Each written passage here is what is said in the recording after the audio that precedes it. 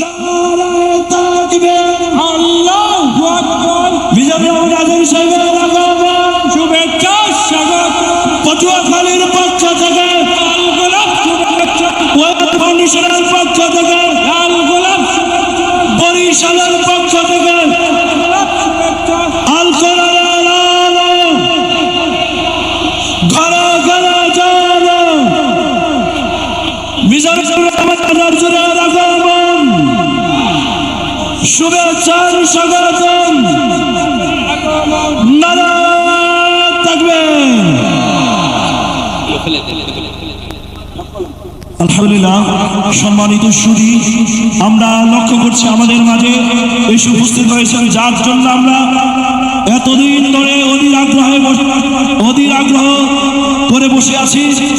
দূর দূরান্ত থেকে ছুটে এসেছি সেই আমাদের প্রিয় মুখ, লক্ষ কোটি মানুষের হৃদয়ের স্পন্দন, প্রিয় মুফাসসির ডক্টর মিজানুর রহমান আল আজহারী। আজকের প্রোগ্রামের পক্ষ থেকে মোবারকবাদ জানাই। সম্মানিত সুধী, এই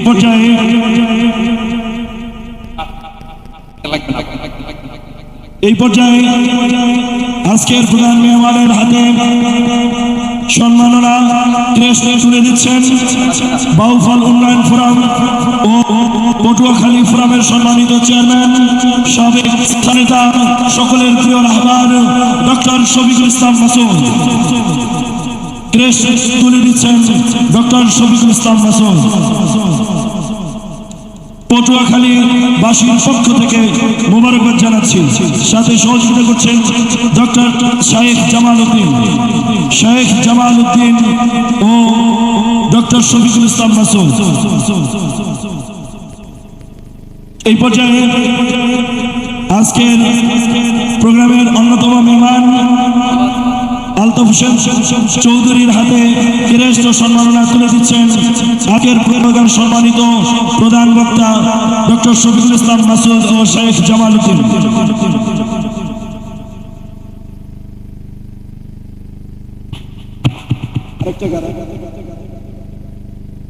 আজকের প্রোগ্রামের সম্মানিত প্রধান বক্তার হাতে ক্রেস্ট তুলে দিচ্ছেন শফিকুল ইসলাম মাসুদ ভাইয়ের হাতে ক্রেস্ট তুলে দিচ্ছেন আজকের প্রোগ্রামের সম্মানিত মেহমান শেখ জামাল উদ্দিন।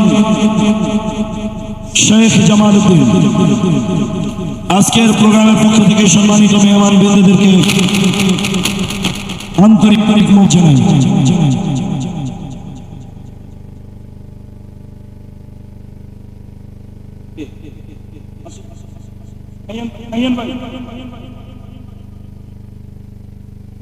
আজকের প্রোগ্রামের সম্মানিত প্রধান অতিথিকে ব্যাস পড়িয়ে দিচ্ছেন আজকের প্রোগ্রামের সম্মানিত সভাপতি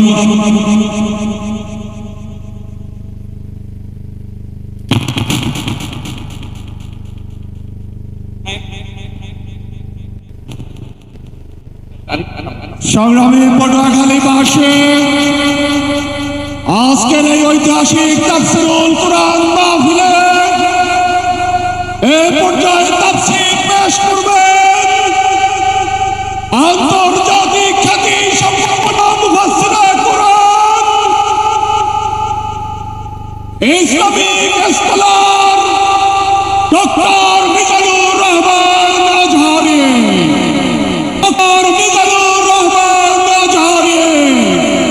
আমরা প্রধান মুফাসসিরকে পটুয়াখালীবাসীর উদ্দেশ্যে মূল্যবান তাফসীর পেশ করার বিনীত অনুরোধ জানাচ্ছি। إن الحمد لله نحمده ونستعينه ونستغفره ونؤمن به ونتوكل عليه ونعوذ بالله من شرور أنفسنا ومن سيئات أعمالنا من يهده الله فلا مضل له ومن يضلل فلا هادي له أي فلن تجد له وليا مرشدا ونشهد أن لا إله إلا الله الذي لا ضد له ولا ند له لا مثل له ولا مثيل له لا وزير له ولا كفيل له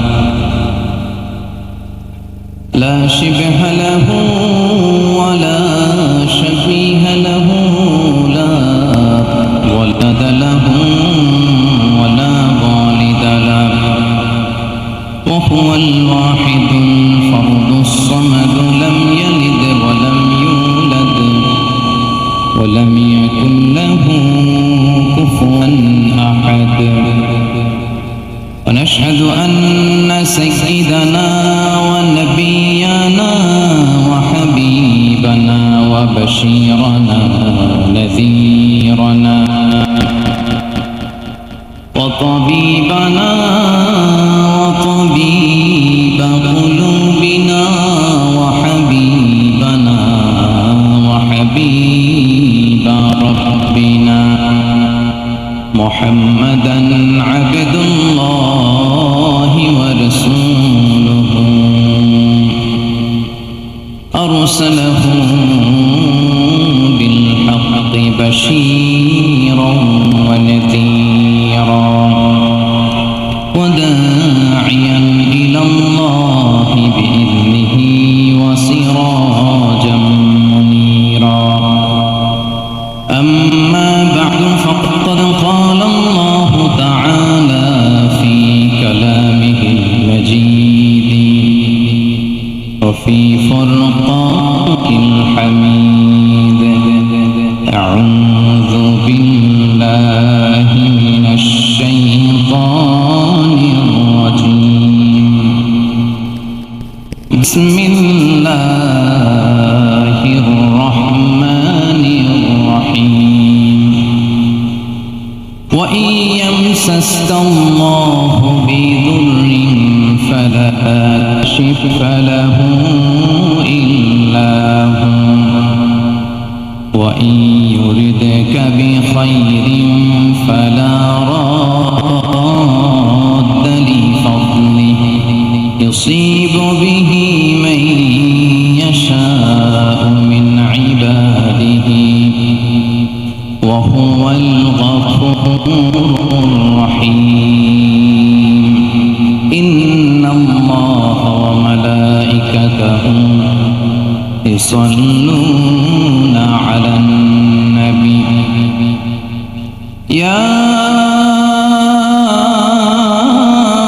أيها الذين آمنوا صلوا عليه وسلموا تسليما اللهم صل على محمد وعلى آل محمد كما صليت على إبراهيم وعلى آل إبراهيم إنك حميد مجيد اللهم بارك على محمد وعلى آل محمد كما باركت على إبراهيم وعلى آل إبراهيم إنك حميد مجيد সকল প্রশংসার মালিককে সকল তার উৎসকে কেউ যেটা পারে না পারে কে কেউ যেটা দেখে না দেখে কে কেউ যেটা দেয় না দেয় কে সে আল্লাহ রাব্বুল ইজ্জা ওয়াল জালালের দরবারে আমরা শুকরগুজার হচ্ছি আমরা সবাই পড়ছি কালিমাতুশ শুকর আলহামদুলিল্লাহ গলা ছেড়ে দিকে প্রিয় পটুয়াখালীবাসী আওয়াজ করে সবাই পড়ুন রব্বানা লাকাল হামদ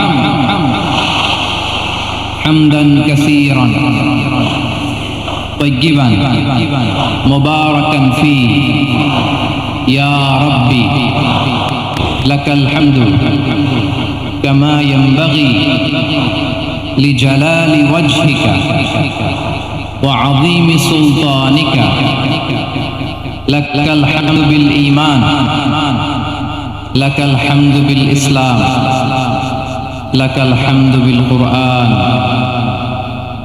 আমরা আল্লাহ রাব্বুল ইজ্জা ওয়াল জালালের দরবারে শুকরিয়া আদায়ের পাশাপাশি আজকের এই প্রোগ্রামের অর্গানাইজিং কমিটি পটুয়াখালী ওয়েলফেয়ার ফাউন্ডেশনকে অন্তরের অন্তঃস্থল থেকে ধন্যবাদ জানাতে চাই, অভিনন্দন জানাতে চাই এবং শুভেচ্ছা জানাতে চাই যে পটুয়াখালী জেলা শহরে আজকে প্রায় দীর্ঘ 1 মাস পরিশ্রম শেষে এরকম চমৎকার নান্দনিক দৃষ্টিনন্দন চমৎকার একটি পরিবেশ ওনারা তৈরি করেছেন, কোরআনের একটি বাগান ওনারা সাজিয়েছেন।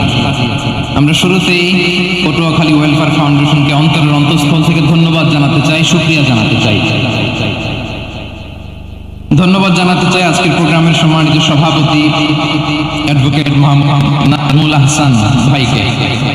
আজকের প্রোগ্রামে প্রধান বক্তা হিসেবে উপস্থিত আছেন আপনাদের অত্র এলাকার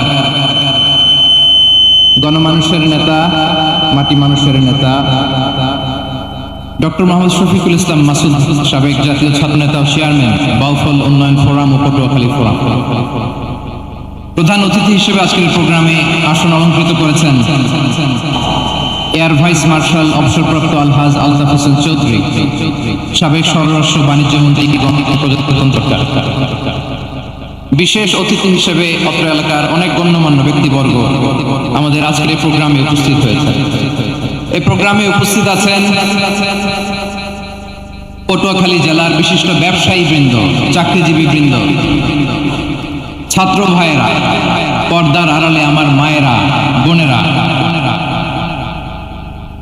প্রশাসনের দায়িত্বশীল ব্যক্তিবর্গ, আইন শৃঙ্খলা বাহিনী, ভলান্টিয়ার্স এবং যে যেভাবে আজকের প্রোগ্রামের সাথে জড়িত ছিলেন, বিশেষ করে আমার সাংবাদিক বন্ধুরা, মিডিয়া কর্মী ভাইয়েরা, ইউটিউবার্স, আমি সবাইকে অন্তরের অন্তঃস্থল থেকে অভিনন্দন, শুভেচ্ছা এবং মোবারকবাদ জানিয়ে শুরু করছি। প্রিয় পটুয়াখালীবাসী, আপনারা কেমন আছেন সবাই? আমি তো দেখলাম যে গতকালই এসে আপনারা বসেছিলেন, কষ্ট হয় নাই? সারাদিন খাওয়া দাওয়া করতে পেরেছিলেন তো? নামাজগুলো সময় মতো পড়তে পেরেছেন? মাশাআল্লাহ, মাশাআল্লাহ, আল্লাহ তাআলা কবুল করুক, আমরা পড়ি আমিন। আপনারা শুনেছেন যে প্রতিটি বিভাগে আমরা একটি করে প্রোগ্রাম দিচ্ছি, একবার করে সফর করছি।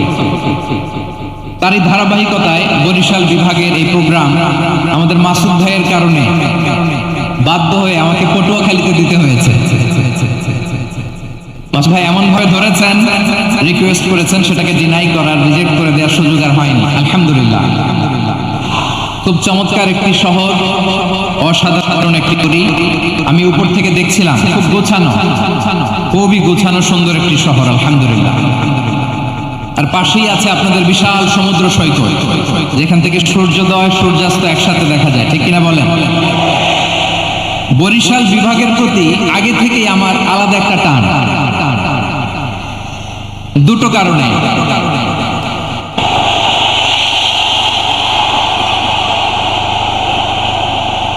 আলহামদুলিল্লাহ, আলহামদুলিল্লাহ, মাশাআল্লাহ। এই গণজোয়ারকে আল্লাহ তাআলা ইসলামের পক্ষে কবুল করে নিক। এই প্রাণ ঢালা উচ্ছ্বাস, ভালোবাসা, এটা কোরআনের জন্য, ইসলামের জন্য, ঠিক কিনা বলেন? কোন অপশক্তি এই গণজোয়ারকে ঠেকাতে পারবে না, কারণ যে ভালোবাসা আল্লাহর জন্য হয় সেটাকে ঠেকানো যায় না, ঠিক কিনা বলেন? আমার প্রাণ প্রিয় পটুয়াখালীবাসী ভাইরা, বিশেষ দুটি কারণে বরিশাল বিভাগের প্রতি আমার আলাদা একটা ভালো লাগে। এর কারণ, এই অঞ্চলে আলেম ওলামা বেশি, ঠিক কিনা বলেন? এই প্রোগ্রামে অনেক কওমি মাদ্রাসার মুহতামিম সাহেবরা এসেছেন, আমি শুনেছি। আলিয়া মাদ্রাসার প্রিন্সিপাল হুজুররা এসেছেন, খতিব সাহেবরা এসেছেন, ইমাম সাহেবরা এসেছেন, মুয়াজ্জিন সাহেবরা এসেছেন। এই বিভাগে আলেম ওলামা বেশি। তার প্রমাণ এখানে এই বরিশালের ভেতরে আছে সারসিনা দরবার, ঠিক কিনা বলেন? অনেক হাক্কানি একটা দরবার। সারসিনার মরহুম পীর সাহেব হুজুরের খেদমত করেছি আমি অনেকবার, সুযোগ হয়েছিল আমার ছাত্র জামানায়। তো ওনাদের মাদ্রাসা কেন্দ্রিক অনেক খেদমত, আলহামদুলিল্লাহ। তারপর এই বিভাগে রয়েছে চরমোনাই দরবার, ঠিক কিনা বলেন? ওনাদেরও বিশাল মাদ্রাসা, ধর্মীয় অঙ্গনে, মাদ্রাসা অঙ্গনে, রাজনৈতিক অঙ্গনে ওনাদের অনেক খেদমত। তারপরে এখানে আছে ঝালকাঠি এনএস কামিল মাদ্রাসা। আমরা কায়েসা হুজুরের কথা শুনেছি, আল ইত্তেহাদ মা আল ইখতিলাফ, মতবিরোধের সাথে ঐক্য, অসাধারণ কথা। তো এই সমস্ত বড় বড় আল্লাহওয়ালাদের আগমন এই ভূখণ্ডে হওয়ার কারণে এখানে ধর্মীয় বিশৃঙ্খলা, মারামারি কম, আছে ঐক্য। ঠিক কিনা বলেন? বরিশাল বিভাগের প্রতি আমার বিশেষ ভালোবাসার এটা একটা কারণ। 2 নম্বর কারণ হচ্ছে আমি ঢাকাতে যে মাদ্রাসাতে পড়েছি, দারুন নাজাত সিদ্দিকিয়া কামিল মাদ্রাসা, আমার মাদ্রাসার শিক্ষক মন্ডলীর অধিকাংশ হচ্ছে এই বরিশালে। আলহামদুলিল্লাহ। আমাদের শ্রদ্ধেয় প্রিন্সিপাল হুজুর আহম আবু বকর সিদ্দিক হাফিজাহুল্লাহ ওয়া রাআ, উনি এলাকা সহ পুরো দারুন নাজাত মাদ্রাসার অধিকাংশ আসাতাজে ইকরাম এই ভূখণ্ডের, এই অঞ্চলের হওয়ার কারণে ছোটবেলা থেকেই বরিশালের প্রতি আমার একটি ভালোবাসা। তো আমি অন্তরের অন্তঃস্থল থেকে আবারও শুভেচ্ছা জানাতে চাই। আমি আমাদের অনেক ভাইদেরকে দেখতে পাচ্ছি, আপনারা বসার জায়গা পাননি, দাঁড়িয়ে আছেন এবং খুবই নিশ্চুপ, শান্ত, সুশৃঙ্খল। The people of Barishal, they are very smart, আলহামদুলিল্লাহ, মাশাআল্লাহ। এবং শ্রোতা যাদেরকে দেখতে পাচ্ছি বেশিরভাগের বয়স 15 থেকে 25। জেনজি, যেখানেই যাই জেনজি আমারে ছাড়ে না, মাশাআল্লাহ। এরাই আগামীর বাংলাদেশ, এরাই বাংলাদেশ। এদের হাতে নিরাপদ আমার লাল সবুজের পতাকা, এদের হাতে নিরাপদ 56,000 বর্গ মাইলের প্রতিটি ইঞ্চি মাটি। এজন্য তোমাদেরকে সাবধান থাকতে হবে, সজাগ থাকতে হবে দেশের জন্য, এদেশের সার্বভৌমত্বের জন্য। ঠিক ঠিক ঠিক ঠিক ঠিক। প্রিয় ভাইরা, আমি দেখতে চাচ্ছি আপনাদের এই বরিশাল বিভাগের ভোলা জেলা আছে না একটা, দ্বীপ জেলা, ওখান থেকে কেউ আসতে পারছেন নাকি? হ্যাঁ, আল্লাহু আকবার, আসছে তো, ওই যে হাত দেখা যাচ্ছে। সর্বনাশ, মাশাআল্লাহ, মাশাআল্লাহ। ঠিক আছে, আল্লাহ আমার ভাইদেরকে তুমি কবুল করো। বরগুনা জেলা থেকে কেউ এসেছেন আজকে প্রোগ্রামে? ইয়া সালাম, মাশাআল্লাহ, মাশাআল্লাহ, ওয়েলকাম, ওয়েলকাম। ঠিক আছে। পিরোজপুর জেলার কেউ এসেছেন? পিরোজপুর জেলা থেকে মাশাআল্লাহ, অনেক ভাইরা এসেছেন। ঝালকাঠি, মাশাআল্লাহ, ঝালকাঠির অনেক আসছেন। তারপর বরিশাল জেলা থেকে কারা কারা এসেছেন? বরিশাল, মাশাআল্লাহ, তাবারাকাল্লাহ।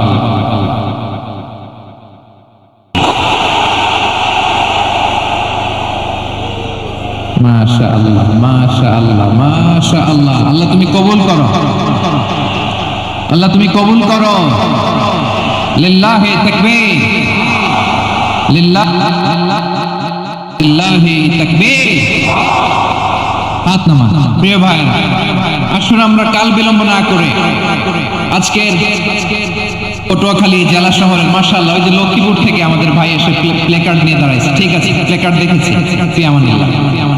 আচ্ছা, এই বরিশাল বিভাগের বাইরে থেকে কারা কারা আসছেন দেখি, কেউ আছেন কিনা? মাশাআল্লাহ, অনেক অনেক, মাশাআল্লাহ। আল্লাহ কবুল করুন, আল্লাহ কবুল করুন। ফিয়ামানিল্লাহ। চাঁদপুর, ঠিক আছে, ঠিক আছে। হ্যাঁ, ইলিশের বাড়ি, চাঁদপুর, ঠিক আছে, মাশাআল্লাহ। বসুন, বসুন। সম্মানিত ভাইয়েরা, আসুন আমরা মূল আলোচনার দিকে চলে যাই। আজকে আমরা যে টপিকটা নিয়ে আলোচনা করব সেটা হচ্ছে, আমরা যে জীবনে বিপদে পড়ি, আমরা বিপদে পড়লে আমাদেরকে উদ্ধার করে কে? আল্লাহ ছাড়া আমাদের বাঁচানোর কেউ আছে? উদ্ধার করার কেউ আছে? রক্ষা করার কেউ আছে? আমাদের যাই দরকার হোক আমরা ফরিয়াদ করব কার কাছে? যে চাবেন, মাজারে যে চাবেন। অনেকে তো মাজারে যে কপাল ঘষে, আছে না নাই? মাজারে যে সন্তান চায়, আছে? এই এলাকা নেই, এলাকার লোকদের আকীদা খালেস আমি জানি। মাজারে যে কপাল ঘষে আর সন্তান চায়। আচ্ছা, মাজারে গেলে সন্তান পাওয়া যায়? আচ্ছা, মাজারে না গেলে যদি বাচ্চা না হতো, গরু ছাগলের যে বাচ্চা হয় ওরা কোন মাজারে মানত করে বলেন? কথা কি বুঝতেছেন? এই যে প্রতি বছর গরু, ছাগল, ভেড়া এগুলো যে বাচ্চা দেয়, এরা কোন মাজারে যে মানত করে? এজন্য চাইতে হবে একজনের কাছে, তিনি কে? আমার প্রিয় পটুয়াখালীবাসী, মাজার জিয়ারত করা সুন্নাহ। আমরা মাজার জিয়ারত করব, আল্লাহ ওনাদের কবরে যাব, আমরা সেখানে যে সালাম দিব, দোয়া করব, নিজের জন্য করব, কবরে শুয়ে থাকা মাইয়েতের জন্য করব, পুরো মুসলিম উম্মার জন্য করব। কিন্তু কবরে যিনি শুয়ে আছে ওই বাবার কাছে সন্তান চাওয়া যাবে, চাকরি চাওয়া যাবে, সফলতা চাওয়া যাবে? সফলতা দেয় কে? সবাই বলেন নাই, আওয়াজ করে বলেন, সফলতা দেওয়ার মালিক কে? একথাই রব্বুল আলামিন বলেন, ওয়া ইয়ামসাসকাল্লাহু বিদুররিন ফালা কাশিফা লাহু ইল্লা হু ওয়া ইয়ুরিদকা বিখাইরিন ফালা রাদ্দা লিফাদলিহি ইউসিবু বিহি মান ইয়াশাউ মিন ইবাদিহি ওয়া হুয়াল গফুরুর রাহিম। আল্লাহু আকবার। আল্লাহ বললেন, ওয়া ইয়ামসাসকাল্লাহু বিদুররিন ফালা কাশিফা লাহু ইল্লা হু। আল্লাহ যদি তোমাকে কোনো বিপদ স্পর্শ করায়, আল্লাহ যদি তোমারে কোনো বিপদে ফেলে দেয়, ওই বিপদ থেকে উদ্ধার করার তিনি ছাড়া আর কেউ নাই। জোরে বলেন ঠিক কিনা? তিনি যদি কোনো বিপদে ফেলেন, তিনি ছাড়া বিপদ থেকে উদ্ধার করার কেউ নাই। আর তিনি যদি তোমার প্রতি কোনো অনুগ্রহ করতে চান, ওই অনুগ্রহ ঠেকিয়ে দেওয়ার ক্ষমতাও কারো নাই। আল্লাহ যদি আপনার সফলতা দিতে চায়, পৃথিবীর কোনো শক্তি ওই সফলতাকে থামাতে পারে? এজন্য আল্লাহ বললেন, খবরদার, চিন্তার আকীদা খালিস করে নাও। ওয়া ইয়ামসাসকাল্লাহু বিদুররিন ফালা কাশিফা লাহু ইল্লা হু। আল্লাহ বিপদে ফেললে বিপদ থেকে উদ্ধার করার কেউ থাকে না। আর আল্লাহ যদি তোমার প্রতি দয়া দেখাতে চান, অনুগ্রহ করতে চান, ওই অনুগ্রহকে প্রতিরোধ করার মতো ক্ষমতা কারো নাই। তিনি তার বান্দাদের মধ্য থেকে যাকে ইচ্ছা তাকে দেন, যত ইচ্ছা তত দেন। তিনি ক্ষমাশীল, তিনি মেহেরবান। সুবহানাল্লাহ। তিনি ক্ষমাশীল, তিনি মেহেরবান। তাহলে এই আয়াত থেকে আমরা বুঝতে পারলাম, আমরা যদি বিপদে পড়ি আমাদেরকে কেউ বাঁচাতে পারে না। আমার বাবা আমারে বাঁচাতে পারে? হ্যাঁ? আমার মা আমাকে বাঁচাতে পারে? আমার বন্ধু আমারে বাঁচাতে পারে? আমার দলের কর্মী আমাকে বাঁচাতে পারে? আমার পীর সাহেব আমারে বাঁচাতে পারে? আমার পটুয়াখালীর ভাইরা খেয়াল রাখবেন, বাঁচাতে পারে এক মহান সত্তা, উদ্ধার করতে পারে এক মহান সত্তা। চিৎকার করে বলুন, তিনি কে? আবার আল্লাহ বললেন, আম্মান ইউজিবুল মুদতাররা ইযা দাআহু ওয়া ইয়াকশিফুস সুআ ওয়া ইয়াজআলুকুম খুলাফাআল আরদ আইলাহুম মা'আল্লাহ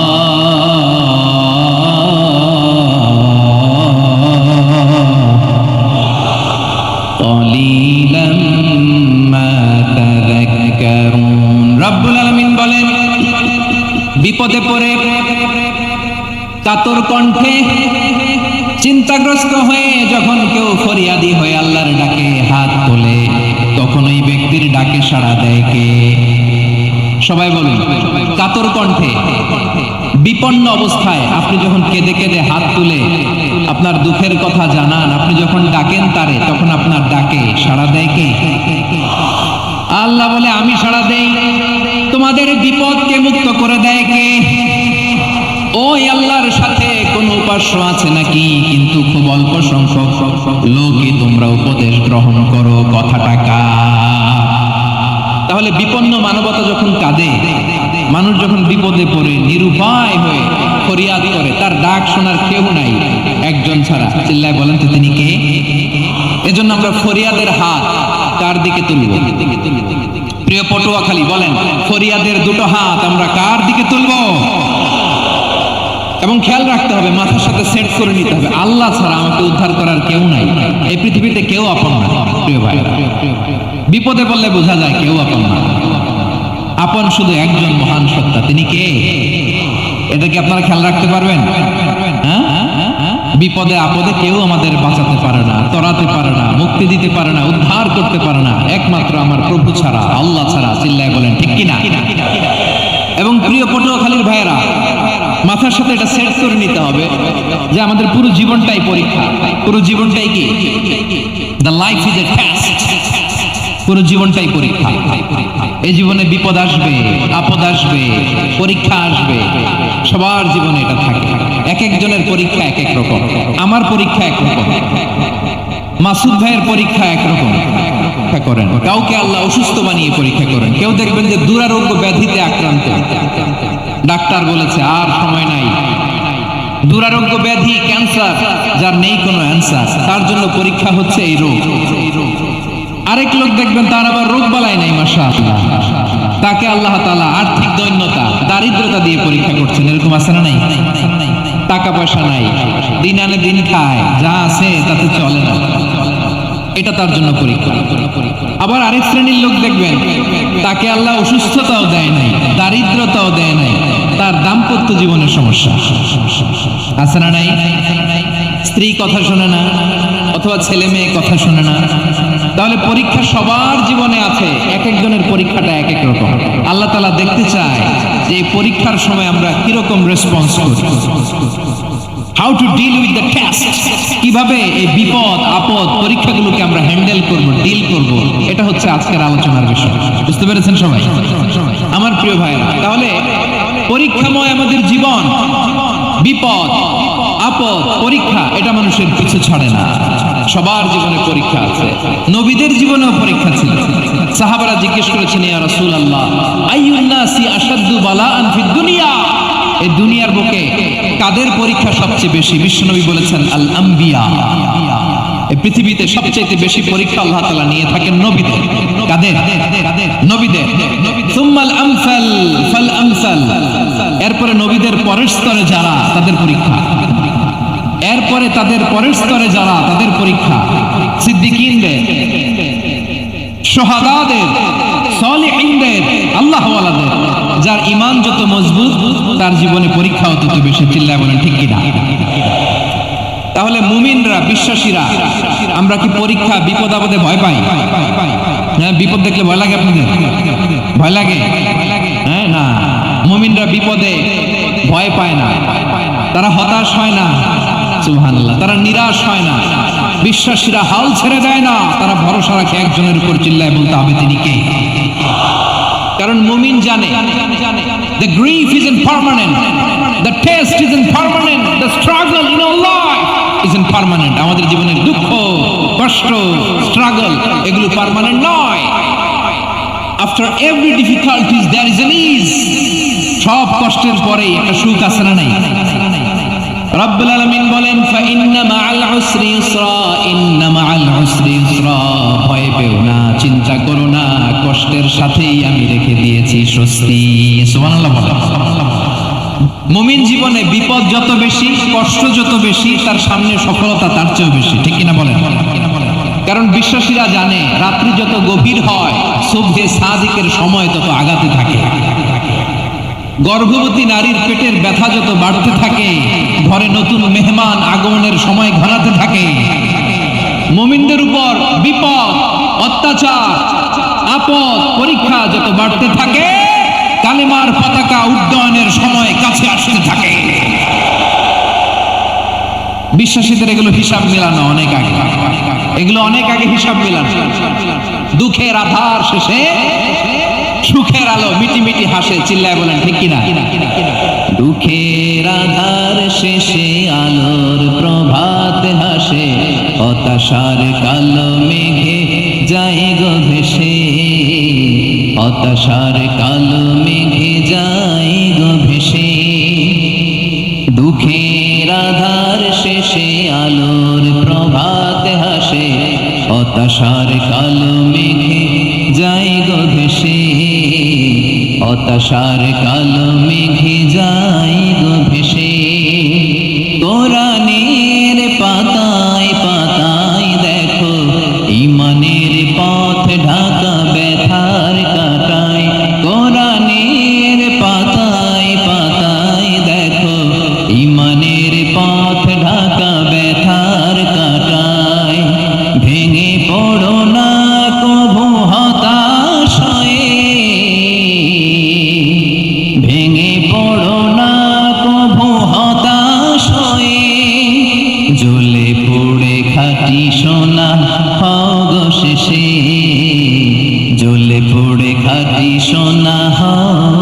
শেষে, দুঃখের আধার শেষে আলোর প্রভাত হাসে, হতাশার কালো মেঘে যায় গো ভেসে, হতাশার কালো মেঘে যায় গো ভেসে। ঠিক কিনা বলে? দুঃখ যত বেশি, পরীক্ষা যত বেশি, কষ্ট যত বেশি, সুখের সময় তত কাছাকাছি চিল্লায় বলতে হবে ঠিক কিনা। এজন্য মুমিন জীবনে পরীক্ষা বেশি, মুমিনদের হতাশা নাই, মুমিনরা নিরাশ হয় না, হতাশ হয় কাফিররা। মুমিনরা কখনো হাল ছেড়ে দেয় না, মুমিনরা ভরসা রাখে একজনের উপর, তিনি কে? তাহলে আমার প্রিয় পটুয়াখালীবাসী, বিপদ থাকবে, পরীক্ষা থাকবে, এই বিপদ থেকে আমাদেরকে উদ্ধার করবেন একজন, তিনি কে? আমরা শুধু আল্লাহর উপরই ভরসা রাখবো। রাজি আছেন তো? চাইবো একজন সত্তার কাছে, আওয়াজ করে বলুন তিনি কে?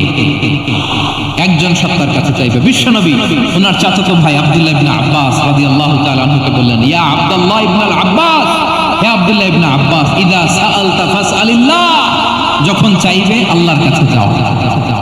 ও আব্দুল্লাহ, যখন চাইবা আল্লাহর কাছে চাও।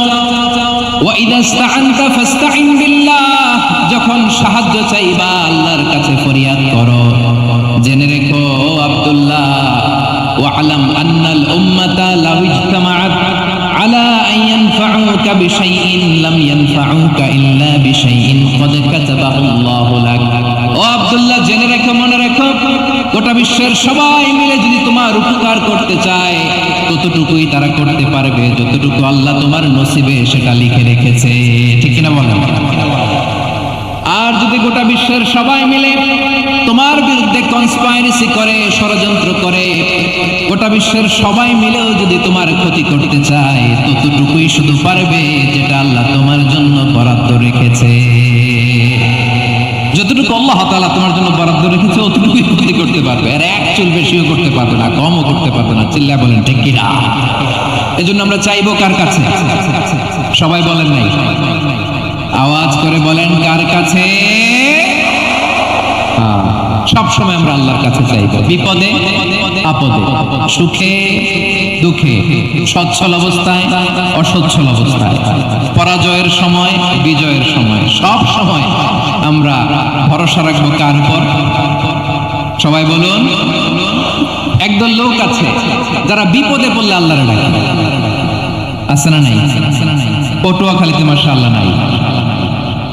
বিপদ আসলে আল্লাহরে ডাকে, বিপদ নাই আল্লাহ নাই। বিপদে পড়লে নামাজ পড়ে, বিপদও নাই নামাজও নাই।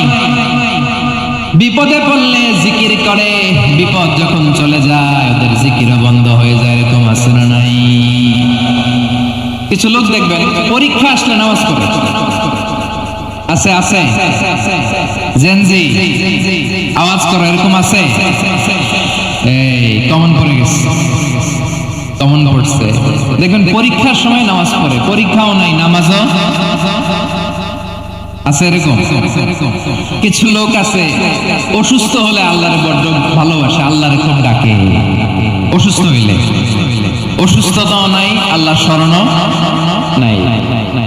দেখবেন কিছু লোক নির্বাচন আসলে খুব আল্লাহওয়ালা হয়ে যায়, তখন দেখবেন মাথার মধ্যে হেজাব লাগায়, পাঞ্জাবি লাগায়, আল্লাহওয়ালা হয়ে যায়। নির্বাচনও নাই, এরপরে আল্লাহর কথাও নাই। আছে না নাই? না, এরকম হওয়া যাবে না। সব সময় আমরা আল্লাহরে ডাকবো, বিপদে আপদে সব সময় ভরসা রাখবো আমরা একজনের উপর। আওয়াজ করে বলেন তিনি কে? একথায় আল্লাহ তাআলা আমাদের চোখে আঙ্গুল দিয়ে জানিয়ে দিলেন, ফাইদা রাকিবু ফিল ফুলকি দা'আবুল্লাহ মুখলিসিনা লাহুদ্দিন ফালাম্মা নাজ্জাহুম ইলাল বাররি ইযা হুম ইউশরিকুন।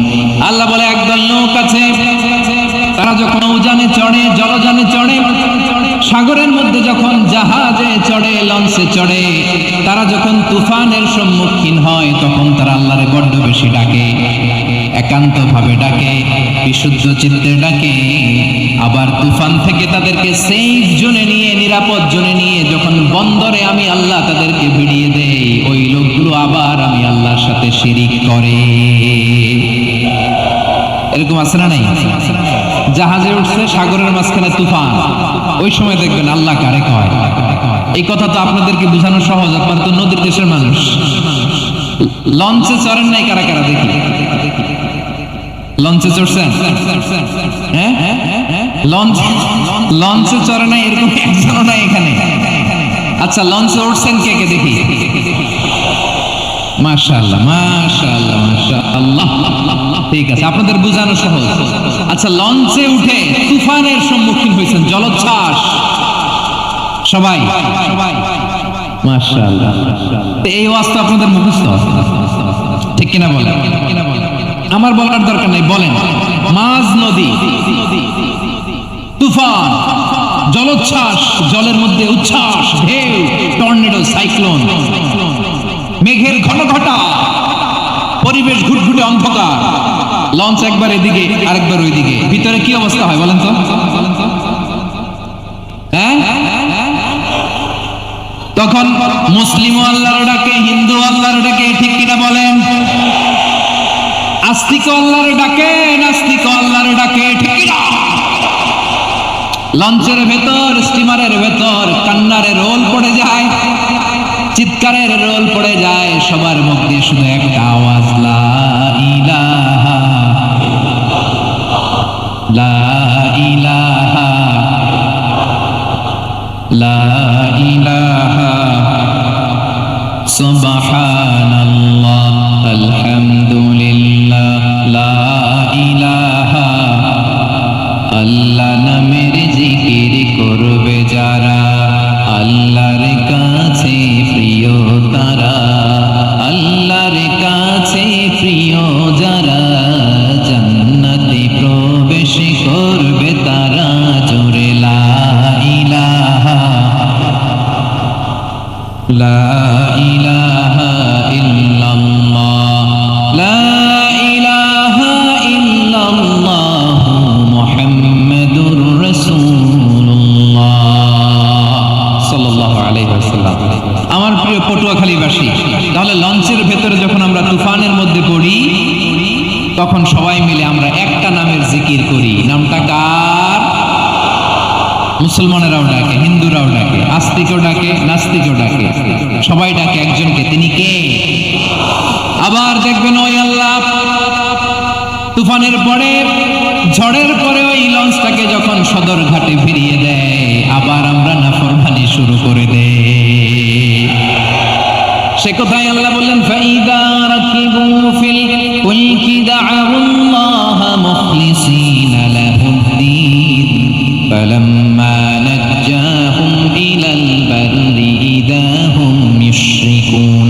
সাগরে যখন তুফানে পড়ে আমি আল্লাহর ডাকে, আবার আমি আল্লাহ যখন বাঁচিয়ে দেই, আবার আমি আল্লাহর সাথে শিরিক শুরু করে, আমরা কি এরকম হতে চাই নাকি? এরকম করবেন? হ্যাঁ না, আমরা তুফানে পড়লেও আল্লাহরে ডাকি, আবার বাঁচায় দেওয়ার পরেও ডাকি কারে? আল্লাহকেই ডাকি। বিমানের মধ্যে মাঝে মাঝে দেখবেন যে এয়ার টার্বুলেন্স হয়, জানেন? এয়ার টার্বুলেন্স জানেন তো? মাঝে মাঝে বিমানটা বাউন্সিং করে, বাম্পি, ভেরি বাম্পি ওয়েদার। শুনেন নাই? 40,000 ফিট উপরে যখন থাকে, তখন পাইলট মাঝে মাঝে বলে, dear passengers, ladies and gentleman, right now we are flying 40,000 feet above the ground and we are passing very air turbulence, very heavy air turbulence right now. Please fasten your seat belt. দেখবেন মাঝে মাঝে বলে যে, ভদ্র মহিলা, ভদ্র মহোদয়গণ, আমরা 40,000 ফিট উপর দিয়ে যাচ্ছি আর এয়ার টার্বুলেন্স ফেস করছি, মেহেরবানি করে আল্লাহর রাস্তে সিট বেল্ট বাঁধুন। তখন বিমানটা এরকম বাউন্সিং করে, শেকিং করে। আপনারা মুখোমুখি হয়েছেন? ইদানিং এই এয়ার টার্বুলেন্স বেড়ে গিয়েছে। গত বছর আমার ইন্টারন্যাশনাল অনেকগুলো ফ্লাইট ছিল, আমি দেখলাম যে আগের ফ্লাইটগুলোর তুলনায় এখন এয়ার টার্বুলেন্স খুব বেশি। আমি একটু রিসার্চ করে দেখলাম, ক্লাইমেট চেঞ্জের কারণে, জলবায়ু পরিবর্তনের কারণে আকাশের বাতাসের মুভমেন্টে পরিবর্তন হয়েছে, ফলে এখন বিমান শেকিং করতে বেশি, বাউন্সিং, বাম্পি ওয়েদার। বলেন তো 40,000 ফিট উপরে যখন আপনি, কয় হাজার ফিট?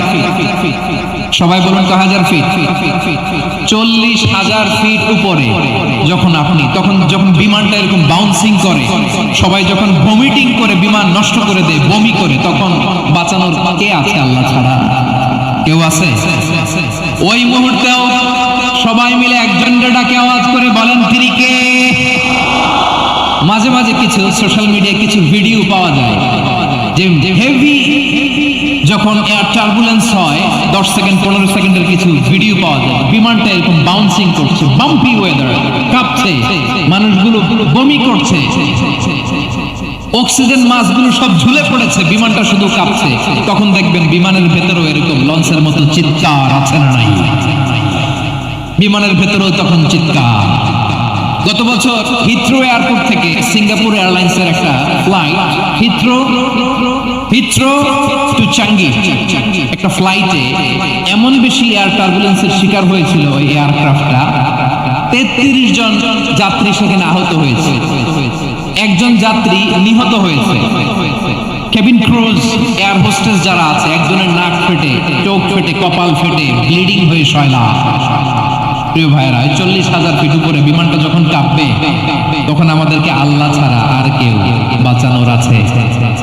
এত আস্তে বললে হবে? ওই কঠিন মুহূর্তে আমার বাবা আমারে বাঁচাতে পারে, আমার বন্ধু আমারে বাঁচাতে পারে। এই গ্রাউন্ডে, জমিনের বুকে আমার প্রটোকল, আমার ক্ষমতা, আমার দাম্ভিকতা কোনো কিছু আমারে বাঁচাতে পারে? একজন ছাড়া, চিল্লায় বলতে হবে তিনি কে?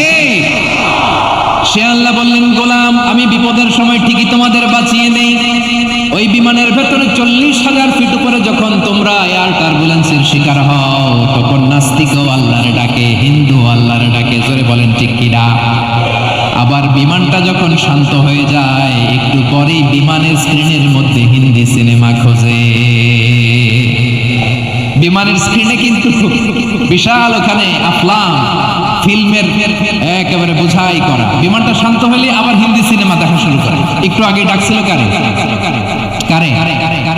দেখবেন বাংলাদেশে আমাদের ক্রিকেটাররা যখন অন্য কোনো দেশের সাথে খেলে, অনেক সময় এমন হয় বল বাকি একটা, রান দরকার 6টা। বল বাকি কয়টা? পটুয়াখালী বুঝে নাই কোথায়? বল বাকি কয়টা, রান দরকার। আপনি দেখবেন ক্যামেরাম্যান তখন গ্যালারিতে খালি দেখায় দর্শকদের যে কি অস্থিরতা। হিপ হপ স্টাইলের মেয়েটা, যে মেয়েটার ওড়না এতক্ষণ ছিল গলায়, এতক্ষণ কইছিল, ওই মেয়েটা দেখবেন ওড়নাটা টেনে মাথায় দিয়ে এরকম মুনাজাত ধরতেছে, আল্লাহ আল্লাহ, একটা সক্কা, আল্লাহ আল্লাহ, আমার লাল সবুজের পতাকারে তুমি অপমানিত কইরো না আল্লাহ, ইন্ডিয়ার সাথে আমাদের খেলা আল্লাহ আল্লাহ, একটা সরকার, একটা পুরো খেলা জুড়ে এই মেয়ের ওড়না ছিল গলায়, কিন্তু যখন 1 বলে 6 রান দরকার, ওড়না চলে আসছে কোথায়? মাথায়। আবার মুনাজাত আছে না নেই? ঠিকই বাংলাদেশের জামাল ছেলে এমন এক শট মারলো, বল চলে গেল স্টেডিয়ামের বাইরে, ছক্কা, জিতে গেলাম আমরা। পুরো স্টেডিয়াম জুড়ে চিৎকার, হই হুল্লোড়, মৌজ মাস্তি। যেই মেয়েটা মাথার মধ্যে ওড়না দিয়ে এতক্ষণ সুবহানাল্লাহ সুবহানাল্লাহ বলে আল্লাহর কাছে দোয়া করেছে, ওই মেয়ে এখন আবার ওড়না ফেলে দিয়ে নাচা শুরু করে দিয়েছে। তাহলে আল্লাহর ভয়, আল্লাহর প্রতি আস্থা, বিশ্বাস, ভালোবাসা, এটা কি ক্ষণিকের জন্য? মানে আমার যখন লাগবে তখন আল্লাহর ইউজ করবো নাকি? হ্যাঁ, বিপদে আপদে, সুখের সময় দুঃখের সময়, সচ্ছল অসচ্ছল অবস্থায় বিশ্বাসীরা ভরসা রাখে একজনের উপর। চিৎকার করে বলে, পটুয়াখালী তিনি কে? সে আল্লাহ বললেন, গোলাম মনে করো না জাহাজ থেকে সদরঘাটে ভিড়িয়ে দিলাম, তুমি নিরাপদ হয়ে গেছো। মনে করো না 40,000 ফিট থেকে সেফ ল্যান্ডিং এর পরে এয়ারপোর্টে নেমে গেলেই তুমি নিরাপদ হয়ে গেছো। ও মিয়া, বিপদ কি শুধু সাগরে আর আকাশে? ঘরের বিপদও, ঘরের ভেতরও বিপদ আসতে পারে কি পারে না? এজন্য সূরা মুলকে আল্লাহ বললেন, আমিনতুম মান ফিস সামাই আন ইয়াখসিফা বিকুমুল আরদা ফাইদা হিয়া তামুর। তোমরা কি ভাবছো তোমরা নিরাপদ? সাগরের মধ্যে তুফান, আল্লাহ আল্লাহ ডাকলাম, সদরঘাটে যে পড়ছি, বেঁচে গেছেন তো আপনি। আর পাবে আপনার আল্লাহ? আল্লাহর তো সাগরের মাঝখানে তো আল্লাহ আপনার পাইছিল, আর তো পাবে না। আর পাবে আপনারে? আর আল্লাহ ধরতে পারবে আপনারে? ঘরের ভেতরও বিপদ দিয়ে আটকাতে পারে কে? 5 স্টার 7 স্টার হোটেলের ভেতরেও আমাকে বিপদের মধ্যে ফেলে দিতে পারেন কে? আল্লাহ বললেন তোমরা কি ভেবেছো তোমরা নিরাপদ? আমি চাইলে ল্যান্ডস্লাইডস ভূমি ধস দিয়ে 1 লক্ষ 1 মুহূর্তে নিয়ে যেতে পারি। এক সুনামি দিয়ে থাপ্পড় মেরে 3 লক্ষ সাগরের ভেতরে ঢুকাই দিতে পারি। 1 সেকেন্ডও লাগে না আমার। أم أمنتم من في السماء أن يرسل عليكم حاصبا فستعلمون كيف نذير আল্লাহ চাইলে আকাশ থেকে পাথর বৃষ্টি নাজিল করতে পারেন কি পারেন না? এই মুহূর্তে এখানে ভূমিকম্প দিতে পারেন কি পারেন না? আচ্ছা ভূমিকম্প যখন হয় আমাদের কারো হুঁশ থাকে? আপনি মনে করছেন আমরা সাধারণ মানুষ আমরা দৌড় দিই আর প্রেসিডেন্ট প্রধানমন্ত্রী ওনারা বোধ হয় খাটে শুয়ে থাকে? কথা বুঝে নাই বোধ হয়। ভূমিকম্প আর্থকোয়েক যদি হয় বাঁচার জন্য আমরা কি করি? হয় খাটের তলায়, ডাইনিং টেবিলের নিচে, উপরে শক্ত কিছু আছে এটার নিচে, অথবা ঘর থইয়া দাও দৌড়। তো প্রধানমন্ত্রী উনি কি করে? প্রেসিডেন্ট উনি কি করে? হ্যাঁ উনি খাটের মধ্যে যে শুয়ে থাকে নাকি? উনিও দৌড়, সাধারণ মানুষও দৌড়, প্রধানমন্ত্রীও দৌড়, বাড়িওয়ালাও দৌড়, ভাড়াটিয়াও দৌড়, সবাই দৌড়। নাকি ভাড়াটিয়ারা বাড়ি থইয়া দৌড়, বাড়িওয়ালারা বেরোয় না? এরকম না। তাহলে যে কোনো মুহূর্তে ভূমিকম্প দিয়ে নাস্তানাবুদ করতে পারে কে? আমার প্রিয় ভাইয়েরা, আমরা নিরাপদ নই, আমরা তার দয়ায় বেঁচে আছি। কার দয়ায়? এজন্য আল্লাহ বললেন গোলাম যে কোনো মুহূর্তে বিপদ দিয়ে তোমাদেরকে নাস্তানাবুদ করতে পারি। বিশ্বাসী বলে যদি নিজেকে দাবি করো সব সময় ডাকতে হবে একজন সত্তাকে। বলেন তিনি কে? এই কথা ক্লিয়ার? এই সবগুলো উদাহরণ শেষে সবার কাছে ক্লিয়ার হয়েছে না যে বিপদ থেকে, আপদ থেকে, পরীক্ষা থেকে, ক্যালামিটি থেকে আমাদেরকে কেউ বাঁচাতে পারে না একজন সত্তা ছাড়া। আবারও বলেন তো তিনি কে? ক্লিয়ার? হ্যাঁ সবাই বুঝতে পারছেন? আচ্ছা এবার আমরা দেখি বিষ্ণু ইসলামের জীবনে বিপদ আপদ ছিল কিনা, উনি বিপদ আসলে কিভাবে ডিল করতেন, বিপদ আসলে কোন দোয়া পড়তে হয়, কিভাবে ফরিয়াদের হাত উত্তোলন করতে হয়, কিভাবে রবের দরবারে নতজানু হয়ে ফরিয়াদ করতে হয়, এটা জানার দরকার আছে না নাই? আসলে আমরা বিষ্ণুর জীবনী থেকে দেখি বিপদ আসলে উনি কি করতেন। বিপদ আসলেই প্রথমে বিষ্ণু ইসলাম একটা দোয়া পড়তেন। কি পড়তেন? তিনি পড়তেন ইন্না লিল্লাহি ওয়া ইন্না ইলাইহি রাজিউন। নিশ্চয় আমরা আল্লাহর জন্য, নিশ্চয় আমরা কার দিকে ফিরবো ভাই? আবার কার দিকে ফিরবো?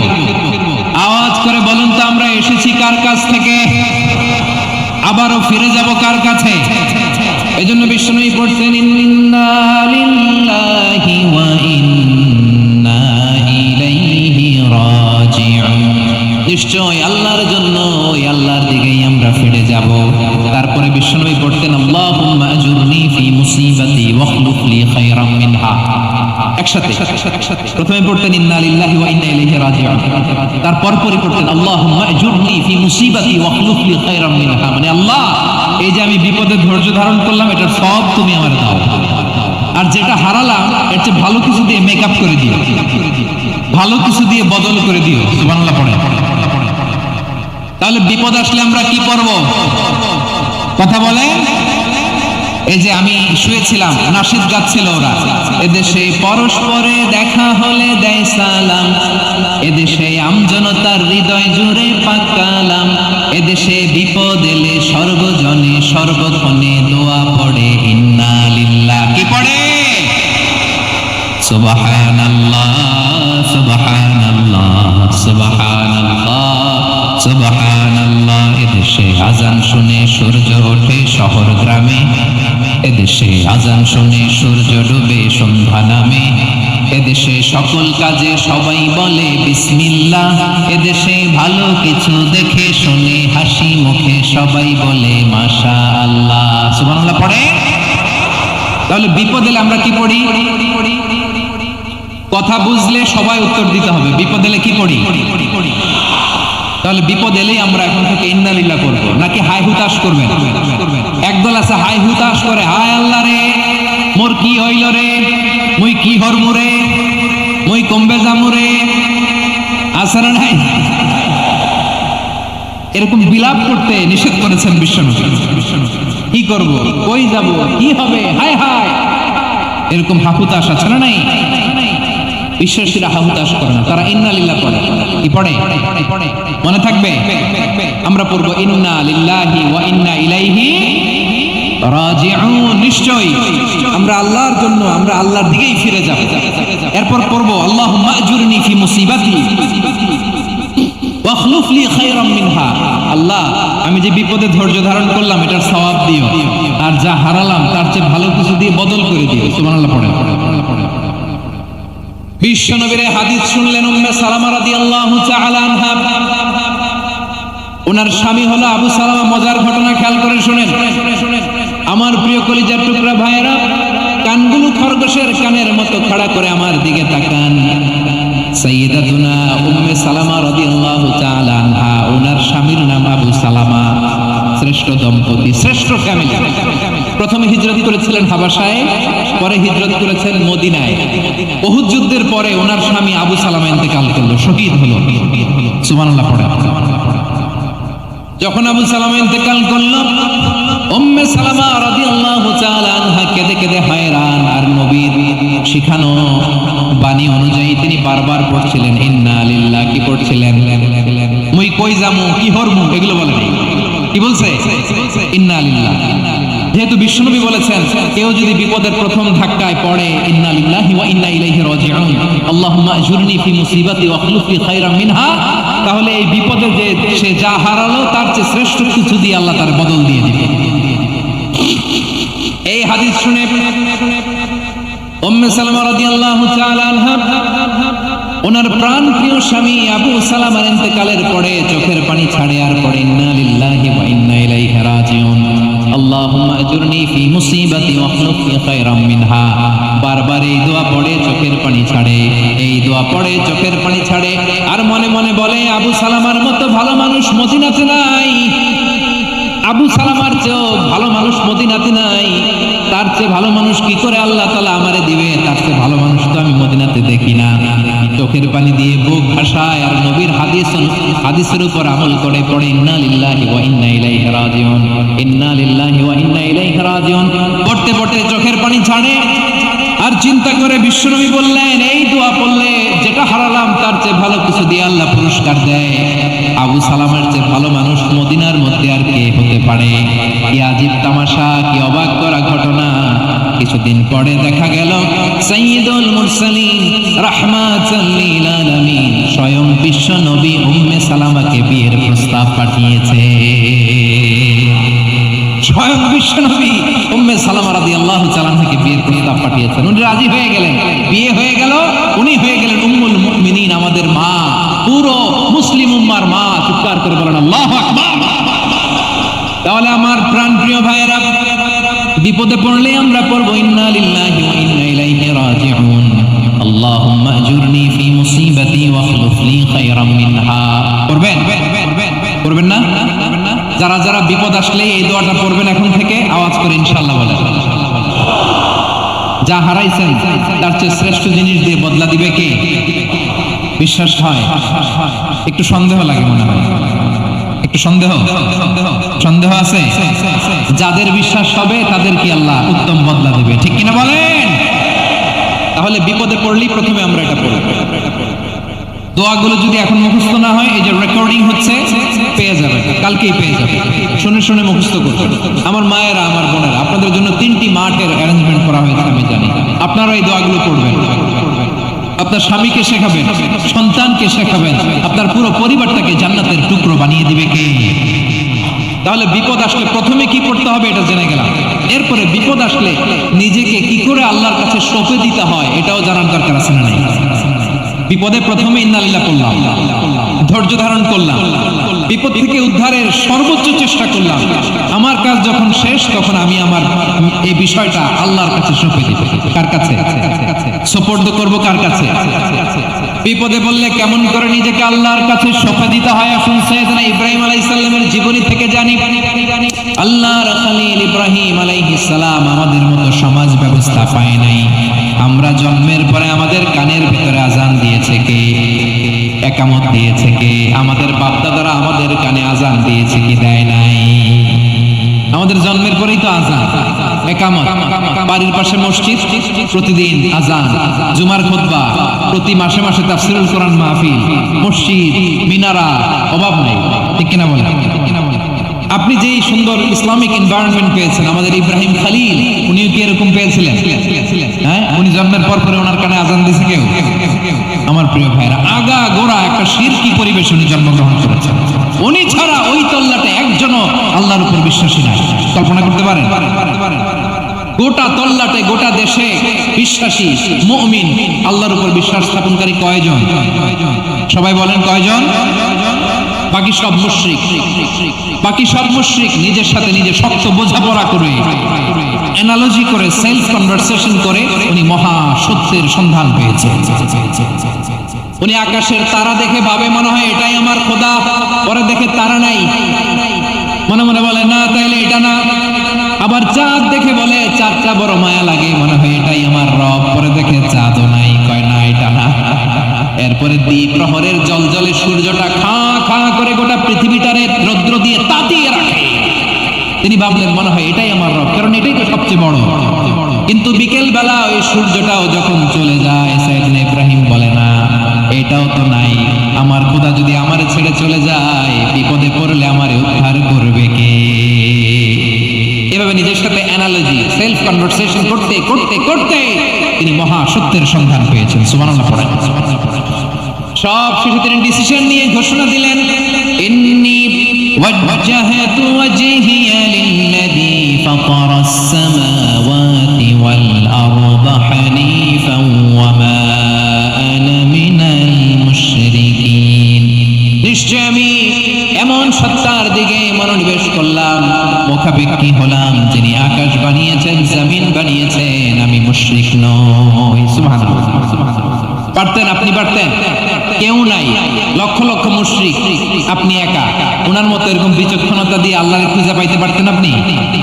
কি নবী ছিল, আল্লাহকে খুঁজে পেয়ে যখন আল্লাহর ইবাদত শুরু করলো, এই কথা ছড়ায় পড়লো চারদিকে। নমরুদ সাইয়েদনা ইব্রাহিমকে ডেকে পাঠালো। নমরুদ বলে, ইব্রাহিম তুমি নাকি মূর্তির পূজা না করে কোন নতুন রবের ইবাদত করো, কে তোমার রব? সাইয়েদনা ইব্রাহিম বললেন, রব্বি আল্লাযী ইউহয়ী ওয়া ইউমীত, আমি এমন রবের ইবাদত করি যিনি জীবন দেন, যিনি মৃত্যু দেন। নমরুদ বলে, তাই নাকি? তোমার রব জীবন দেয়, মৃত্যু দেয়, আর এটা তো আমি দেই, আমিও তো জীবন দেই, আমিও তো মৃত্যু দেই। সাইয়েদনা ইব্রাহিম বললেন, কেমন করে তুমি জীবন দাও, মৃত্যু দাও, একটু দেখাও তো।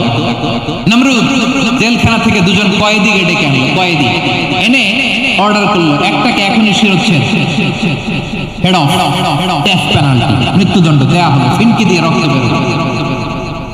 নমরুদ বলে, দেখো দুজনকে ধরে আনলাম, একজন কয়েদিকে দিলাম ডেথ পেনাল্টি, মৃত্যুদণ্ড, পরে মৃত্যু দিলাম, আরেকজন যে দাঁড়িয়ে আছে চাইলে ওরেও আমি মৃত্যুদণ্ড দিতে পারি, কিন্তু না, ওরে আমি দিব না, ওরে আমি বাঁচাইয়া দিলাম, ছেড়ে দিলাম, মানে জীবন দিলাম।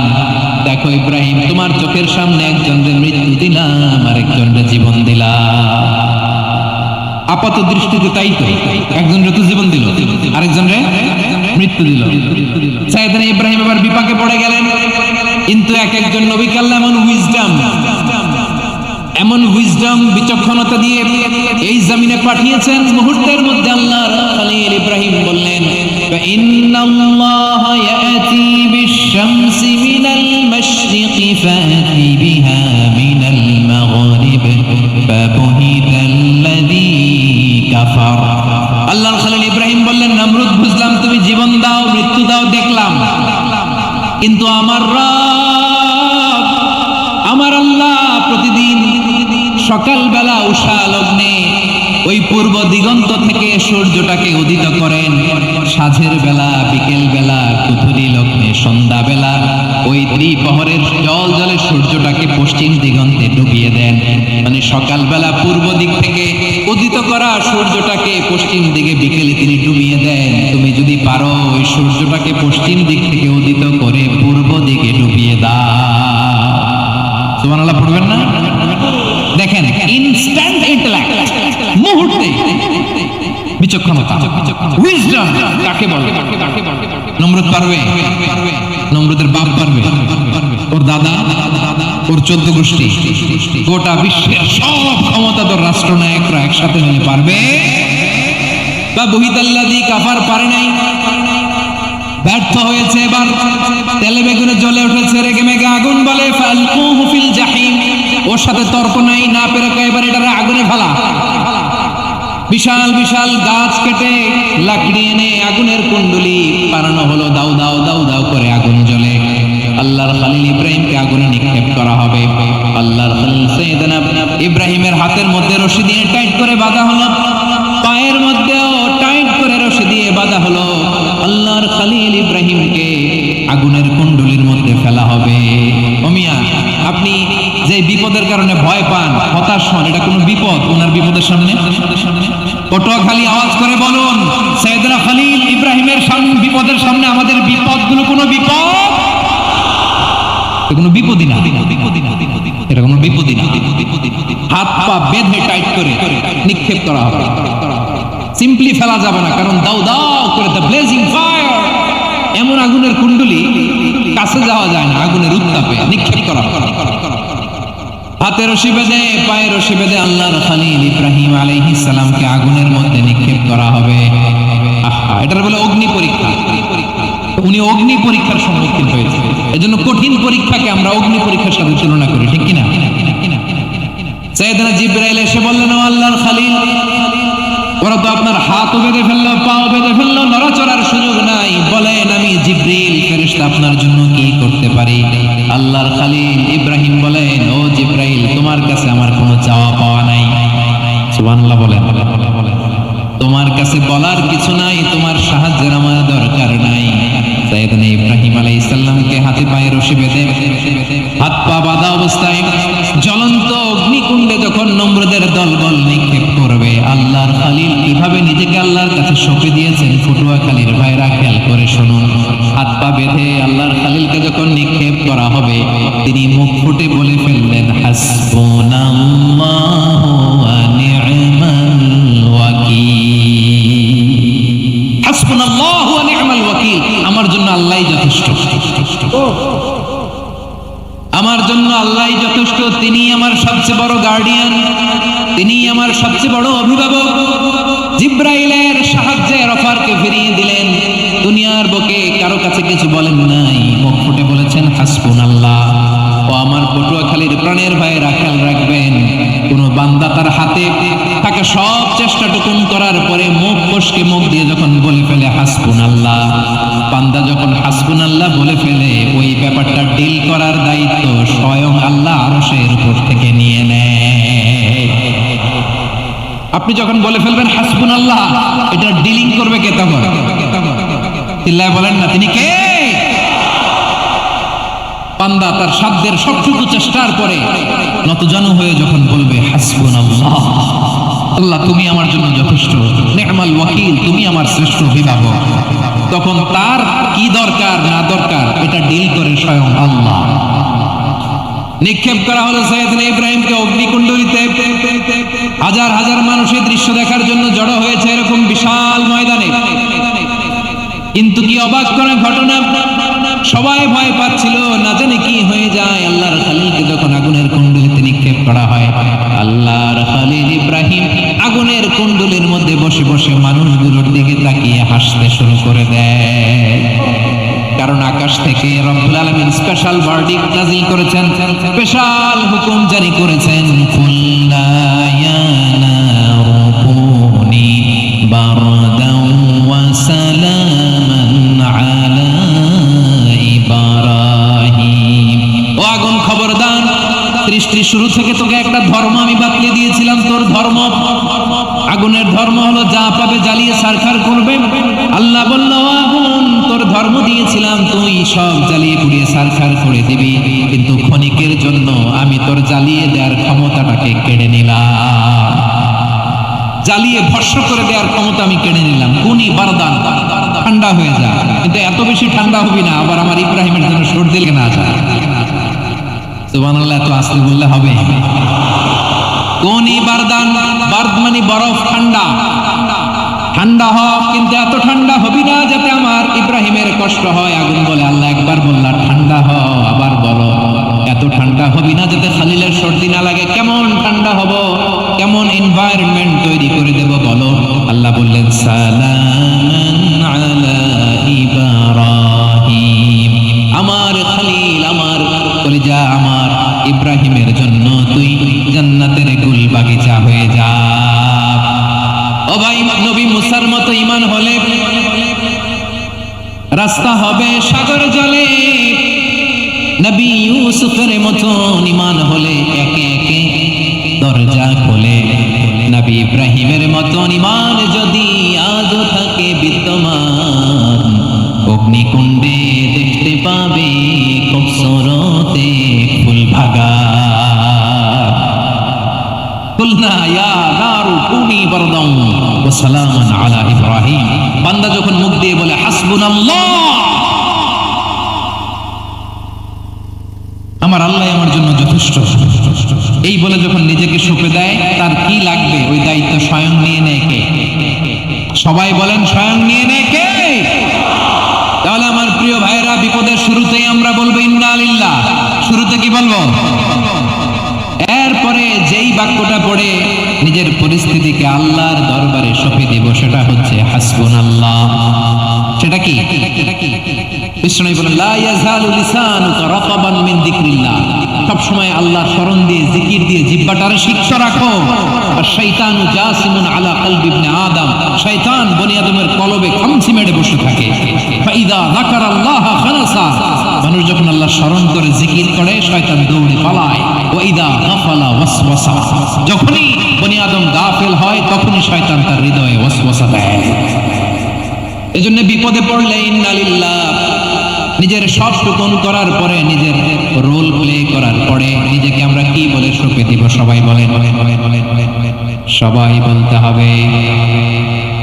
আর জোরে বলে, মনে থাকবে। বিপদে পড়লে প্রথমে ইন্না লিল্লাহ, এরপরে নিজেকে যখন সঁপে দিব তখন হাসবুনাল্লাহ। এরপরে কঠিন বিপদ যদি যখন বিশ্বনবী পড়তেন তখন কি করতেন? এমন বিপদ মাঝে মাঝে হয় না, দেয়ালে পিঠ থেকে যায়, চোখে মুখে অন্ধকার, কি করব দিশা খুঁজে পাই না, এরকম হয় কখনো? হ্যাঁ, আপনাদের হয়? হয় না? তো জান্নাতে আছেন আপনারা। হয় হয়, এরকম হয়েছে না যে দেয়ালে পিঠ থেকে গেছে, চোখে মুখে অন্ধকার, ওই যাব, কি করব, বাঁচানোর কেউ নেই, এরকম হয়েছে কখনো আপনাদের? যদি হয় তাইলে এটার সলিউশন বলবো, না হইলে তো এগুলো বলে লাভ নেই।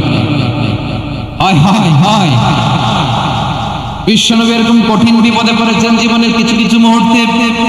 ওই মুহূর্তে বিশ্বনবী স্পেশাল দুইটা দোয়া পড়তেন, এই দোয়াগুলো আপনাদেরকে জানিয়ে দেয়। বিশ্বনবী বলেন, কঠিনতম বিপদে যখন পড়বা, দেয়ালে পিঠ থেকে যায়, চোখে মুখে অন্ধকার, বাঁচার কোনো উপায় নেই, তখন পড়বা লা ইলাহা ইল্লা আনতা সুবহানাকা ইন্নী কুনতু মিনাজ জালিমিন। আল্লাহ, তুমি ছাড়া কোনো ইলাহ নাই, তুমি পবিত্র, নিশ্চয় আমি জালিমদের অন্তর্ভুক্ত। সুবহানাল্লাহ বলেন। এই দোয়া সাইয়েদনা ইউনূস আলাইহিস সালাম পড়েছিলেন যখন মাছের পেটে ছিলেন। কিসের পেটে? এবং অনেক মুফাসসিরিন ইকরাম বলেছেন, অনেক আহলুল ইলমরা বলেছেন এটা হচ্ছে ইসমে আজম। ইসমে আজম এমন দোয়া যেটা দিয়ে দোয়া করলে আল্লাহ দোয়া কবুল করে, কিন্তু এটা কোনটা এটা নিয়ে ইখতিলাফ আছে। কোন কোন আহলুল ইলম বলেন লা ইলাহা ইল্লা আনতা সুবহানাকা ইন্নী কুনতু মিনাজ জালিমিন, এটা হচ্ছে ইসমে আজম। সাইয়েদনা ইউনূস আলাইহিস সালাম পড়েছেন, আপনারা পড়েননি? তুফান হইলে পড়েন না? আমাদের এলাকায় তো এটা খুব, এটার উপর ব্যাপক আমল আছে। পটুয়াখালীতে কি অবস্থা বলেন? পড়েন পড়েন পড়েন পড়েন।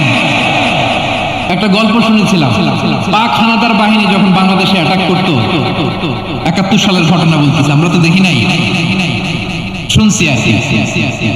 ৭১ যদি দেখতাম এতদিনে রাজাকার হয়ে যেতাম। আল্লাহ আমাদেরকে বাঁচাই দিছে, আল্লাহর মেহেরবানি, ঠিক কিনা বলেন? মন মতো হইলে মুক্তিযোদ্ধা, মন মতো না হইলে রাজাকার। কত কিছু দেখলাম এই শাহবাগের বুকে। আল্লাহ, ৭১ সালে দেখি নাই, আমরা শুনেছি পাক হানাদার বাহিনী জিজ্ঞেস করতো মুসলিম না অমুসলিম চেক করার জন্য, বলতো কালেমা বল, কালেমা বাতাও। তো যারা কালেমা পড়তে পারতো পাকিস্তানি বাহিনী নাকি ওদেরকে ছেড়ে দিত, শুনেছি। তো একজনকে এক বাঙালিরে পেয়ে তার মাথার মধ্যে বন্দুকের নল ধরে বলতেছে কালেমা বল সালে, কালেমা বাতা, কালেমা বল। তো ভয়ের চোটে এই দোয়া পড়া শুরু করছে। ও পড়তেছে লা ইলাহা ইল্লা আনতা সুবহানাকা ইন্নী কুনতু মিনাজ জালিমিন। পাকিস্তানি বলে সালে ये तो मुसीबत का कलिमा है।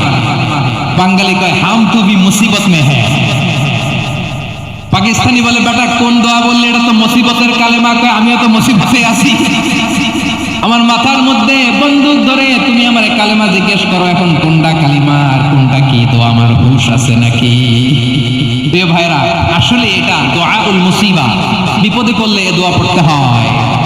লা ইলাহা ইল্লা আনতা সুবহানাকা ইন্নী কুনতু মিনাজ জালিমিন। এটা পড়বেন আপনারা। এই দোয়া পড়ে সাইয়েদনা ইউনূস আলাইহিস সালাম মাছের পেট থেকে রক্ষা পেয়েছিলেন। রক্ষা করেছিল কে? তুমি ইউনূস নবীরে যখন খাইলো মাছেতে গিলিয়া, ফেরেশতা পাঠাইয়া দিলে ইসমে আজম দিয়া। প্রাণে ছিল যাহার ভয় সেথা পাইল আশ্রয়, প্রাণে ছিল যাহার ভয় সেথা পাইল আশ্রয়। মাছের পেট হতে সে যে পেল পরিত্রাণ। আল্লাহু আল্লাহু তুমি জাল্লে জালালুহু, শেষ করা তো যায় না গে তোমার গুণগান। আল্লাহু আল্লাহু সুবহানাল্লাহ পড়ে। লা ইলাহা ইল্লা আনতা সুবহানাকা ইন্নী কুনতু মিনাজ জালিমিন। বিশ্বনবী বললেন দেয়ালে পিঠ থেকে গেলে, চোখে মুখে অন্ধকার, বাঁচার কোনো উপায় নাই, তখন এই দোয়াটা পড়তে হবে। এই দোয়া পড়ে আল্লাহর কাছে ফরিয়াদ করলে বিপদ মুক্ত করবেন কে? কেন এই দোয়াটা আল্লাহর কাছে বড্ড প্রিয় জানেন আমার ভাইয়েরা? কারণ এই দোয়ার মধ্যে তিনটা জিনিস আছে। আমি যেরকম আঙ্গুল উঁচু করেছি এরকম করেন তো। তিনটা। কয়টা? তিনটা। এক নম্বরে হচ্ছে তাওহীদ, দুই নম্বরে তাসবিহ, তিন নম্বরে তাকরীর। আই রিপিট, আবারও বলছি, এক নম্বরে তাওহীদ, দুই নম্বরে তাসবিহ, তিন নম্বরে তাকরীর। এ দোয়াটা আল্লাহর কাছে এত পছন্দনীয় কারণ এ দোয়ার প্রথম অংশে আছে তাওহীদ, আল্লাহর একত্ববাদের ঘোষণা। লা ইলাহা ইল্লা আনতা, ও আল্লাহ আপনি ছাড়া কোনো ইলাহ নাই, উপাস্য নাই। এই কথা বললে আর আল্লাহ বড্ড খুশি হয়ে যায়। সুবহানাল্লাহ পড়েন। এ দোয়ার দ্বিতীয় অংশে আছে তাসবিহ, মানে আল্লাহর প্রশংসা, প্রশংসা সূচক বাণী। সুবহানাক সুবহানাক সুবহানাক, ও আল্লাহ আমি আপনার পবিত্রতা ঘোষণা করছি। সুবহানাক, এই কথা শুনলেও আল্লাহ খুশি হয়ে যায়। সুবহানাল্লাহ পড়েন। এই দোয়ার তৃতীয় অংশে আছে তাকরীর। তাকরীর মানে পাপের স্বীকৃতি। তাকরীর মানে কি? তাকরীর মানে পাপের স্বীকৃতি। এই দোয়ার তৃতীয় অংশে আছে ইন্নী কুনতু মিনাল জালিমিন, ও আল্লাহ আমি জালিমদের অন্তর্ভুক্ত। আল্লাহ আল্লাহ আমি জালেম, আল্লাহ আমি ভুল করেছি, অন্যায় করেছি, আল্লাহ আমি জালেমদের অন্তর্ভুক্ত। এই পাপের স্বীকৃতি, অ্যাকনলেজমেন্ট আল্লাহ বড় পছন্দ করে। যখন আল্লাহর কাছে আপনি ছোট হবেন, ছোট হতে হতে যত ছোট হবেন, ওই দৃশ্যটা দেখতে আল্লাহ বড় পছন্দ করে। সুবহানাল্লাহ বলে। তিন নম্বর অংশ ইন্নী কুনতু মিনাজ জালিমিন, আল্লাহ আমি জালিমদের অন্তর্ভুক্ত। সাইয়েদনা আদম আলাইহিস সালাম ভুল করে যখন নিষিদ্ধ গাছের ফুল খেয়ে ফেললেন, ফল খেয়ে ফেললেন, আল্লাহ বললেন আদম ক্ষমা পেতে চাইলে তুমি আর হাওয়া মিলে স্বীকৃতি দাও, পাপের স্বীকৃতি। আর পড়ো রব্বানা যালামনা আনফুসানা ওয়া ইল্লাম তাগফির লানা ওয়া তারহামনা লানাকুনান্না মিনাল খাসিরিন। ও আল্লাহ আমি আদম আর হাওয়া যালামনা আনফুসানা, আমরা আমাদের নফসের উপর বড্ড জুলুম করেছি। আল্লাহ ওয়া ইল্লাম তাগফির লানা ওয়া তারহামনা, আপনি যদি ক্ষমা না করেন, আপনি যদি দয়া পরবশ না হন, আপনি যদি রহম না করেন, আমরা তো ক্ষতিগ্রস্তদের মধ্যে শামিল হয়ে যাব। এই দোয়া করার সাথে সাথে সাইয়েদনা আদম আর হাওয়া আলাইহিস সালামকে ক্ষমা করে দিলেন কে?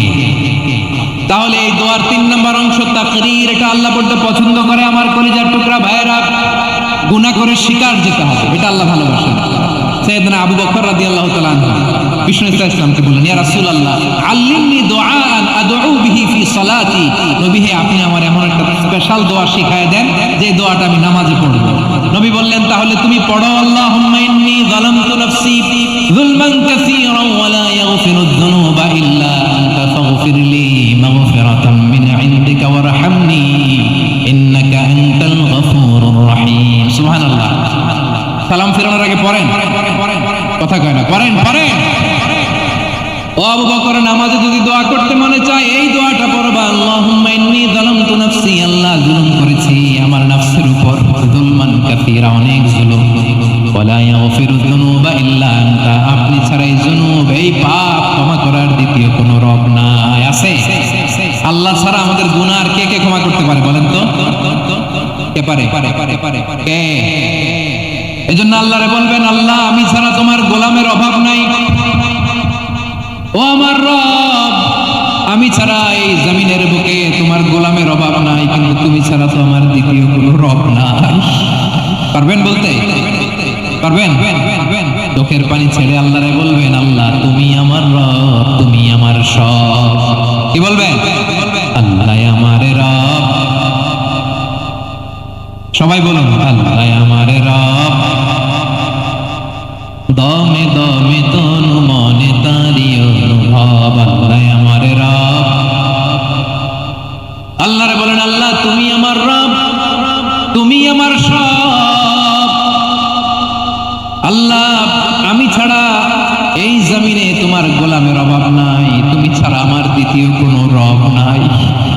এ কথা বলে চোখের পানি ছেড়ে আল্লাহরে স্বীকৃতি দেন, আল্লাহ আমি পাপী, আল্লাহ এই জামিনে আমার চেয়ে বড় পাপী আর কেউ নাই।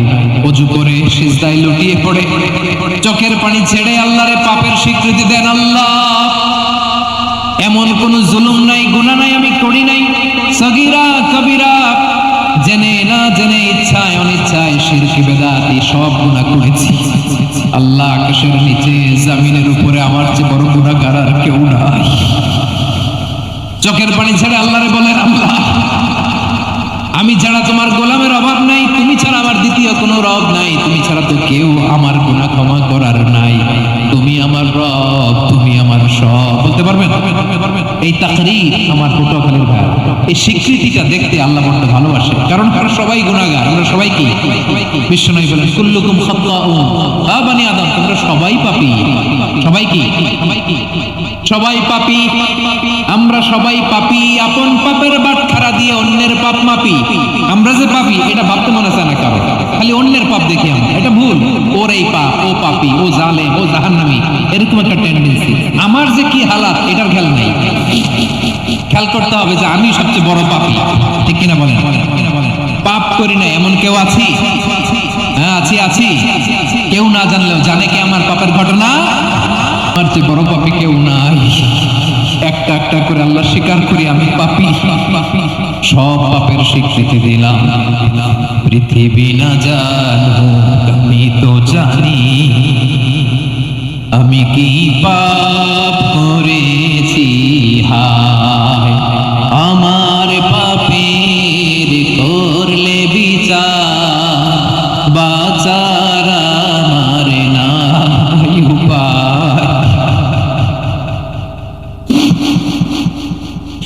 দয়াময় তুমি মাফ করো আমায়, মাফ করো আল্লাহ তাআলা যদি দয়া করে আমাদেরকে মাফ না করে, আমাদের বাঁচার কোনো উপায় নাই। আপনি কি ভেবেছেন আপনার নামাজ দিয়ে আপনি জান্নাতে যাবেন? আপনি তাহাজ্জুদ গুজার সিজদা দিতে দিতে কপালে দাগ ফেলেছেন, এটা আপনারা জান্নাতে নেবে না। আপনি এলাকার সবচেয়ে বড় হাতেম তাই দানশীল, এই দানের ভরসায় বসে আছেন। কশিন কালো আমাদের নামাজ, আমাদের রোজা, আমাদের ইবাদত, এগুলোকে মিজানের পাল্লায় উঠালে কোনো ওজনই হবে না। তবে আমাদের একটা কৌশল জানা আছে, আমরা আল্লাহর রহমতের ভিখারি। আমরা সেদিন আগেই গুনার স্বীকৃতি দিয়ে দেব। আমরা বলবো, আল্লাহ তুমি প্রশ্ন করার আগে তোমার একটা কথা বলি, আমারে কিছু জিজ্ঞেস করো না, আমি সব করেছি। এমন কোন পাপ নাই যে পাপ আমারে দিয়ে হয় নাই। তোমার রহমত দিয়ে তুমি জান্নাতে পাঠাবা, তোমার দয়ায় জান্নাতে যেতে চাই, আমল দিয়ে না। পারবেন বলতে? কিয়ামতের দিন আমরা বলবো, আল্লাহ আমার আমল দিয়ে জান্নাত চাই না, আমি তোমার দয়া দিয়ে জান্নাত চাই। তোমার দয়া ছাড়া আমার কোনো উপায় নাই। কারণ আল্লাহ যদি বিচার করে বাঁচার কারো উপায় নাই। আল্লাহ যদি বলে ফেলেন তুই এটা করলি কেন, ওখানে গেলি কেন, কোরআনে 1000 বার নিষেধ করলাম তারপরেও এই পাপে জড়ালি কেন, এরকম প্রশ্ন ছুড়ে দিলে আমার উত্তর আছে? বাঁচার কোনো উপায় আছে? রোজ হাসরে হে আল্লাহ আমার করোনা বিচার, আল্লাহ করোনা বিচার, বিচার চাহিনা তব দয়া চাই এ গুনাহগার, করোনা বিচার। আপনার আমল দিয়ে জান্নাতে যাবেন? কি দিয়ে যাবেন? আল্লাহর দয়া দিয়ে। আল্লাহর রহম আর দয়া ছাড়া কেউ জান্নাতের চেহারাও দেখতে পাবে না। আমার প্রিয় ভাইরা, এই দোয়া আল্লাহর কাছে পছন্দনীয় হওয়ার কারণ তিনটা। দোয়ার প্রথম অংশে আছে তাওহীদ, আল্লাহর একত্ববাদের ঘোষণা। এই দোয়ার দ্বিতীয় অংশ আছে তাসবিহ, আল্লাহর প্রশংসা সূচক বাণী। এই দোয়ার 3 নাম্বার অংশ পাপের স্বীকৃতি। তাহলে আমরা সবাই গুনাহগার, আমরা আল্লাহর কাছে পাপের স্বীকৃতি দিয়ে বলবো, ও আল্লাহ ইন্নী কুনতু মিনাজ জালিমিন, আমরা জুলুম করেছি, পাপ করেছি, অন্যায় করেছি, আল্লাহ বুঝতে পারি নাই, শয়তানের ওয়াসওয়াসায় পড়ে, বন্ধুর পাল্লায় পড়ে, নফসের খায়েশ মেটাতে যে আল্লাহ করে ফেলেছি। তুমি গুনাহ না মাফ না করলে আমাদের গুনাহ মাফ করার দ্বিতীয় কেউ নাই, ঠিক কিনা বলেন? এভাবে অনুতপ্ত হয়ে যদি আল্লাহর কাছে দোয়া করেন, দেয়ালে পিঠ থেকে গেছে, কোন রাস্তা নাই বের হওয়ার, ওই মুহূর্তেও আপনাকে বিপদ থেকে উদ্ধার করবে কে? বিশ্বনবী চরম বিপদে পড়লে 2টা দোয়া পড়তেন। প্রথম হলো এটা, লা ইলাহা ইল্লা আনতা সুবহানাকা ইন্নী কুনতু মিনাল জালিমিন। এই দোয়াটা আমরা বেশি বেশি পড়ব প্রিয় ভাই। রাজি আছেন? সবাই আওয়াজ করে পড়ুন ইনশাআল্লাহ। আমার প্রিয় ভাইয়েরা, বিপদে পড়লে বিশ্বনবী আরো একটা দোয়া পড়তেন, লা ইলাহা ইল্লাল্লাহুল আযীমুল হালিম, লা ইলাহা ইল্লাল্লাহু রাব্বুল আরশিল আযীম, লা ইলাহা ইল্লাল্লাহু রাব্বুস সামাওয়াতি ওয়াল আরদি ওয়া রাব্বুল আরশিল কারীম। এই যে বললাম, রেকর্ড হয়ে গেছে। এখন তো আর ইনস্ট্যান্ট মুখস্থ না হলো, পরে মুখস্থ করে নেবেন। আল্লাহ ছাড়া কোনো উপাস্য নাই, তিনি সুমহান, মহা সহিষ্ণু। আল্লাহ ছাড়া কোনো উপাস্য নাই, তিনি সুমহান, আরশের অধিপতি। আল্লাহ ছাড়া কোনো উপাস্য নাই, তিনি আকাশের মালিক, জমিনের মালিক, তিনি সুবিশাল আরশের অধিপতি। সুবহানাল্লাহ পড়েন। এই দোয়াটা কেউ যদি পড়ে যদি এর ওসিলা করে দোয়া করে, তাকে বিপদ থেকে মুক্তি দেয় কে? মনে থাকবে আপনাদের? তাহলে বিপদের প্রথম ধাক্কায় কি যেন পড়তে হয়? ইন্না লিল্লাহ। তারপরে কি বলে আল্লাহর কাছে নিজেকে সঁপে দিতে হয়? দেয়ালে পিঠ থেকে গেলে লা ইলাহা ইল্লা আনতা সুবহানাকা ইন্নী কুনতু মিনাজ জালিমিন। 2 নম্বর হচ্ছে লা ইলাহা ইল্লাল্লাহুল আযীমুল হালিম, লা ইলাহা ইল্লাল্লাহু রাব্বুল আরশিল আযীম, লা ইলাহা ইল্লাল্লাহু রাব্বুস সামাওয়াতি ওয়াল আরদি ওয়া রাব্বুল আরশিল কারীম। মনে থাকবে? ইনশাআল্লাহ বলেন সবাই, আওয়াজ করে সবাই ইনশাআল্লাহ। অনেক সময় এমন হয়, হঠাৎ বিপদের সম্মুখীন হই আমরা, রেডি হয়ে বের হয়েছে অফিসে, হঠাৎ অ্যাক্সিডেন্টে করে যাই, হঠাৎ পেটের ব্যথায় অজ্ঞান, এরকম হয় না? আপনাদের হয় না?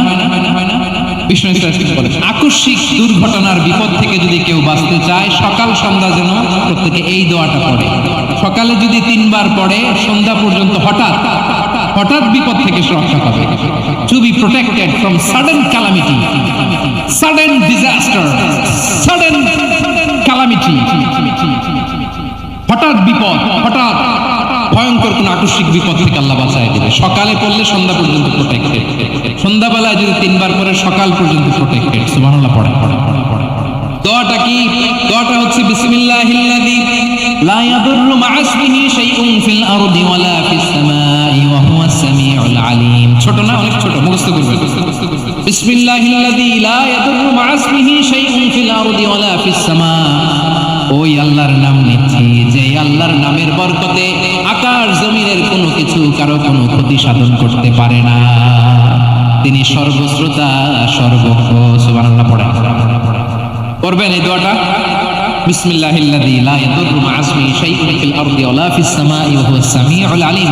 ফজরের পরে 3 বার, মাগরিবের পরে 3 বার যদি কেউ পড়ে প্রোটেক্টেড, যে কোনো হঠাৎ বিপদ থেকে প্রোটেক্ট করেন কে?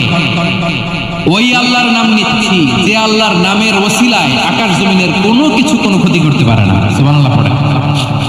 আচ্ছা, এবার আমাদের জীবনে দুশ্চিন্তা আছে না নাই বলেন? Tension, hyper tension, anxiety, depression, চিন্তা টেনশন নাই এরকম কে কে আছে দেখি? হাত তুলেন। ওই যে হাত তুলছে এক আল্লাহর ওলি, হয়ে যায়। টেনশন নাই তোমার, মাশাআল্লাহ। চোটে জোরসার ঠেলায় ধাক্কায় তুলে ফেলছে। সবার জীবনে টেনশন আছে না নাই? এই দুশ্চিন্তা, পেরেশানি, মারাত্মক পেরেশানি থেকে মুক্তি পাওয়ার জন্য বিষ্ণু ইসলাম দুটো দোয়া পড়তেন। কয়টা? অনেকগুলো পড়তেন। স্পেশাল দুটো দোয়া আজকে আপনাদের শেখায় যাবে, শুনবেন না? কষ্ট হচ্ছে? সংক্ষিপ্ত মুনাজাত দিয়ে দিই। ওরে আল্লাহ, আমি তো 9:30 ক্রস করে ফেলছি মাসুদ ভাই, খেয়াল করে নেই। আরো কয়েক মিনিট। ঠিক আছে, ঠিক আছে। পেরেশানিতে পড়লে, টেনশনে পড়লে এই দোয়াটা, প্রিয় ভাইয়েরা, বিষ্ণু ইসলাম যখন খুব বিপদে পড়তেন, দুশ্চিন্তা ওনাকে ঘিরে ধরতো, উনি পড়তেন ইয়া হাইয়্যু ইয়া কাইয়্যুম বিরহমাতিকা আস্তাগীথ, ইয়া হাইয়্যু ইয়া কাইয়্যুম বিরহমাতিকা আস্তাগীথ, ইয়া হাইয়্যু ইয়া কাইয়্যুম, হে শাশ্বত অবিনশ্বর, হে চিরঞ্জীব, বিরহমাতিকা আস্তাগীথ, তোমার রহমতের উসিলায় তোমার কাছে ফরিয়াদ করি। এটা পড়তেন। আবার আরেক বর্ণনায় এসেছে ইয়া হাইয়্যু ইয়া কাইয়্যুম বিরহমাতিকা আস্তাগীথ আসলিহ লি শা'নি কুল্লাহু ওয়া লা তাকিলনি ইলা নাফসি তারফাতা আইন। আসলিহ লি শা'নি কুল্লাহ, আল্লাহ আমার সবকিছু আপনি সেটেল করে দেন। আমাদের সব ঝামেলা সেটেল করে দিতে পারে কে? আমরা তো সেটেলমেন্টের জন্য ওই এসপি সাহেবের কাছে যাই, ডিসি সাহেবের কাছে যাই, অমুক ভাইয়ের কাছে যাই, তমুক ভাইয়ের কাছে যাই। এই দোয়া পড়লে আরশের উপর থেকে আপনার ম্যাটার সেটেল করে দিবে কে? তাহলে পড়বেন ইয়া হাইয়্যু, হে চিরঞ্জীব। হাইয়্যু মানে চিরঞ্জীব, তিনি চিরকাল বেঁচে থাকবেন, মরবেন না। আল্লাহ মরবেন? তার কোনো লয় আছে? ভয় আছে? সূরা আর-রহমানে আল্লাহ বললেন কুল্লু মান আলাইহা ফানি ওয়া ইয়াবকা ওয়াজহু রাব্বিকা যুল জালালি ওয়াল ইকরাম ফাবিআইয়ি আলাই রাব্বিকুমা তুকাযিবান। জমিনে যা আছে সব ফান, ভ্যানিশ হয়ে যাবে, নিশ্চিহ্ন হয়ে যাবে, শেষ হয়ে যাবে, সব বিলুপ্ত হয়ে যাবে। ইয়া হাইয়্যু, আমার সাথে আওয়াজ করে পড়েন ইয়া হাইয়্যু ইয়া কাইয়্যুম ইয়া হাইয়্যু ইয়া কাইয়্যুম বিরহমাতিকা আস্তাগীথ আসলিহ লি শা'নি কুল্লাহ ওয়া লা তাকিলনি ইলা নাফসি তারফাতা আইন। এভাবে দোয়া করলে আপনাকে বিপদ মুক্ত করবে কে? এই দোয়াটা কেন পছন্দ আল্লাহর কাছে? কারণ এখানে আল্লাহর দুটো সুন্দর নাম আছে, গুণবাচক নাম, আল হাই, আল কাইয়ুম, এই দুটো নাম আছে এখানে। আবার এই দুইটা আয়াতুল কুরসির অংশ। আয়াতুল কুরসির শুরুতে এটা আছে না নাই? হ্যাঁ, আছে না নাই? 3 নাম্বার কারণ এটা ইসমে আজম। কোন দোয়াটা ইসমে আজম? যে দোয়া ওসিলায় দোয়া করলে আল্লাহ দোয়া ফেরায় না। অনেকগুলো মত আছে, সবচেয়ে ভ্যালিড মত হচ্ছে এটা, ইয়া হাইয়্যু ইয়া কাইয়্যুম, এর ওসিলা দিয়ে দোয়া করলে দোয়া কবুল করে কে? 2 নম্বরে বিশ্বনবী মারাত্মক বিপদে পড়লে আরেকটা দোয়া পড়তেন, আল্লাহুম্মা ইন্নী আবদুক। আগে দোয়াটা পড়ি, শুনেন। আল্লাহুম্মা ইন্নী আবদুক ওয়া ইবনু আবদিক ওয়া ইবনু আমাতিক নাসিয়াতি বিয়াদিক মাদিন ফিয়া হুকমুক আদলুন ফিয়া কাদাউক আসআলুকা বিকুল্লি ইসমিন হুয়া লাক সাম্মাইতা বিহি নাফসাক আও আনসালতাহু ফি কিতাবিক আও আল্লামতাহু আহাদাম মিন খালকিক আও ইসতা'সারতা বিহি ফি ইলমিল গায়বি ইনদাক আন তাজআলাল কুরআনা রাবিআ কলবি ওয়া নূরা সাদরি ওয়া জালাআ হুজনি ওয়া যাহাবা হাম্মি। সুবহানাল্লাহ পড়েন।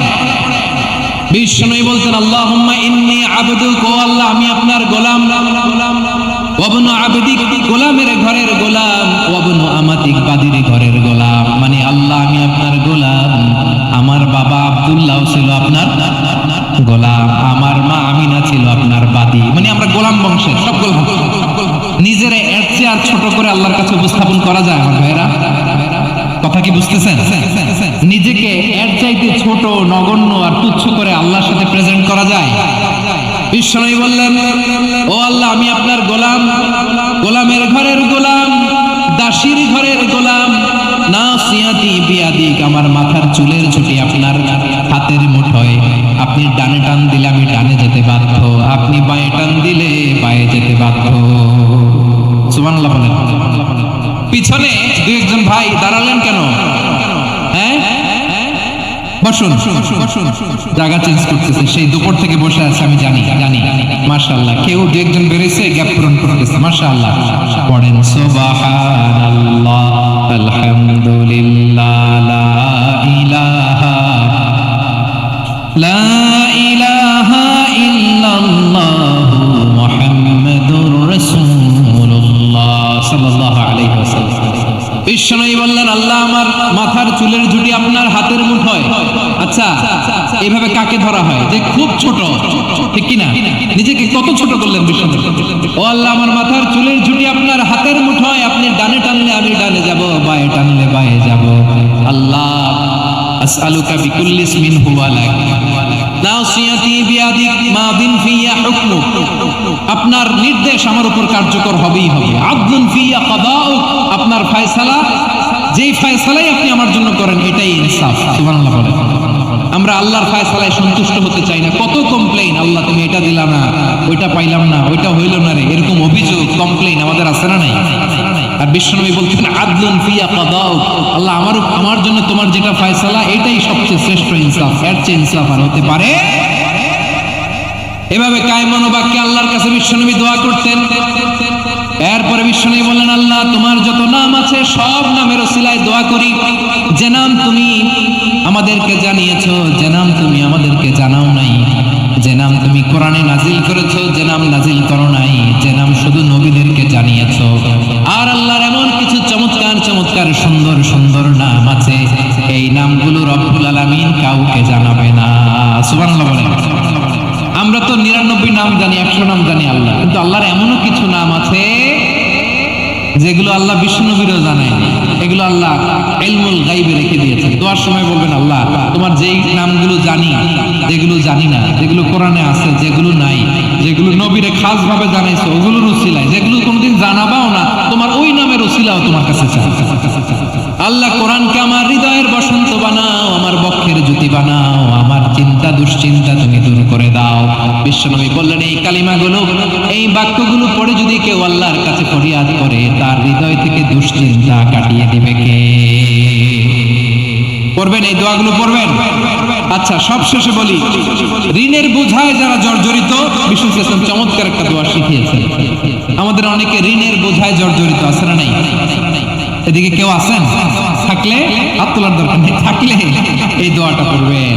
এক সাহাবীর নাম আবু উমামা, নামাজের ওয়াক্ত ছাড়া উনি মসজিদে যেয়ে বসে আছে। বিষ্ণু বললেন, কি রে আবু উমামা, নামাজের তো ওয়াক্ত হয় না, মসজিদে কি?